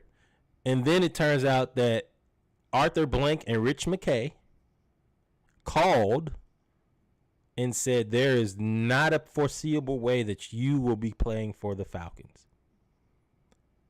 Michael Vick and Randy Moss. I played Madden back then. That was one of the first trades you made every year when you went franchise mode. Michael Vick. Actually, that might have been Dreamcast. So that might have been NFL 2K. No, not when he went to the Right Raiders. around- That was Madden. Right. You're right. I would have traded the whole team. We decided to roll Algie Crumpler, Peerless Price, and Michael Jenkins instead of getting Randy Moss. Could you imagine Randy Moss and Michael Vick on the same field? It's only one play to run. It's only one play. It's two plays. Play action or run the ball. That's it. I don't need to do nothing else. I'm cheating because the poor quarterback is in one-on-one coverage because you can't double him, because if you double him, then Vic is gonna find that guy and he's gonna run for 70 yards. And when you play Randy Moss one-on-one and Michael Vick has a cannon, he's gonna say run straight. He's gonna give you the old DK Metcalf. That's when we had Burner Turner. And he gonna do. And when that hand go up, I don't know if y'all ever seen it. When that hand go up, touchdowns come down. He throw that hand up before he even get to you. He be looking at you like, oh, you And burnt. you know, Mike gonna chuck it to Newport News. Hey, go get it, Randy. Yeah. So I just wanted to end that on that. I can't believe. Now that is a that we very did problematic team, though. Randy Moss and Michael Vick is. That's a lot of problems, though. Now You could very well not have no team. You spend all the money and then what? We would have been devastated. or we would have been legends. I would have been willing. Worth the dice roll. I mean, look, we ain't got nothing. We ain't got nothing to show for it. Not a damn thing. Stupid ass. I hate my man. Arthur Blank every year. Ladies and gentlemen, Reggie's not gonna bring down my night as we close this wonderful 12th podcast down. We're not doing that. We support each other. This podcast is built on love for HBCUs, love for one another, having a good time surrounded by fantastic beverages. And that will not change here. Before we get out of here, what you got for us, Reg? Man, like, follow, subscribe, man. Check out the interview with Justin Martin. Go to www.splashcast.com, as well as merch and store coming soon. Y'all stay tuned. Yes. Also, another thing, as we grow the podcast family, because I feel like we all family here. Last year, me and Reggie picked all of the conferences, and we also chose the top 4 college football teams. This year, I think that I'm going to roll out the template a little bit early, and for all of you who want to participate, since everybody knows football, we're going to see. And we ask you guys to lock in your picks with us this year. And then at the end of the year, we're going to look back and see who really was right and who was really wrong. But it's a fantastic way to get a little bit of engagement from you guys and see who really knows football and see who's just, hating on our takes. So look forward to that here on the horizon soon and very soon. Oh, Saturday Morning Last Live. game. We're picking NBA domestic versus international. Which team would win? By picking 15 players. And I got a good nerve. And Norwood After we has pick this international. Yes. And I have a good nerve to, after I pick these players, to run a simulation on 2K. I don't know if I'm going to do that yet, but I would like to see how that plays out. I'm very intrigued by that. Of course, Splashcast 36 pack will be out this week. Once again, like he said, go watch the deep dive with Justin Martin, man. That's still one of the favorite things that I've done since we've started this podcast journey. With that said, number one, more black baseball. And of course, your favorite team, Atlanta Braves, still scorching hot, baby. Number 2, more black cowboys and cowgirls. And then number 3, the historically black college university that you went to, your cousin went to, your auntie went to, your uncle went to, the person that you was real cool with at church or vacation Bible school. Send some money over there to that school. Historically black college university in your neighborhood, the one that you go to for homecoming, step shows, just to be around your people. You are living there, you're going there, send some money there. And then finally, the greatest learning institution in all the world, the Hampton University. We are having one of the largest freshman classes we've had in a very, very long time. Send some money over there to support. If you're going to your university for homecoming, go back to your dorm, meet the people staying in your dorm room now, bless them with a couple bucks. You ain't even got to go crazy. Give them $20, $30. They wasn't planning to get that for homecoming anyway. Just hit them with it real quick, 1, 2, 3, and get them straight. I don't think we missed anything because we never do. Outside of that, adios, mi amigos, arrivederci. Until we meet again, y'all have fun. Y'all be safe. Yeah. Love you.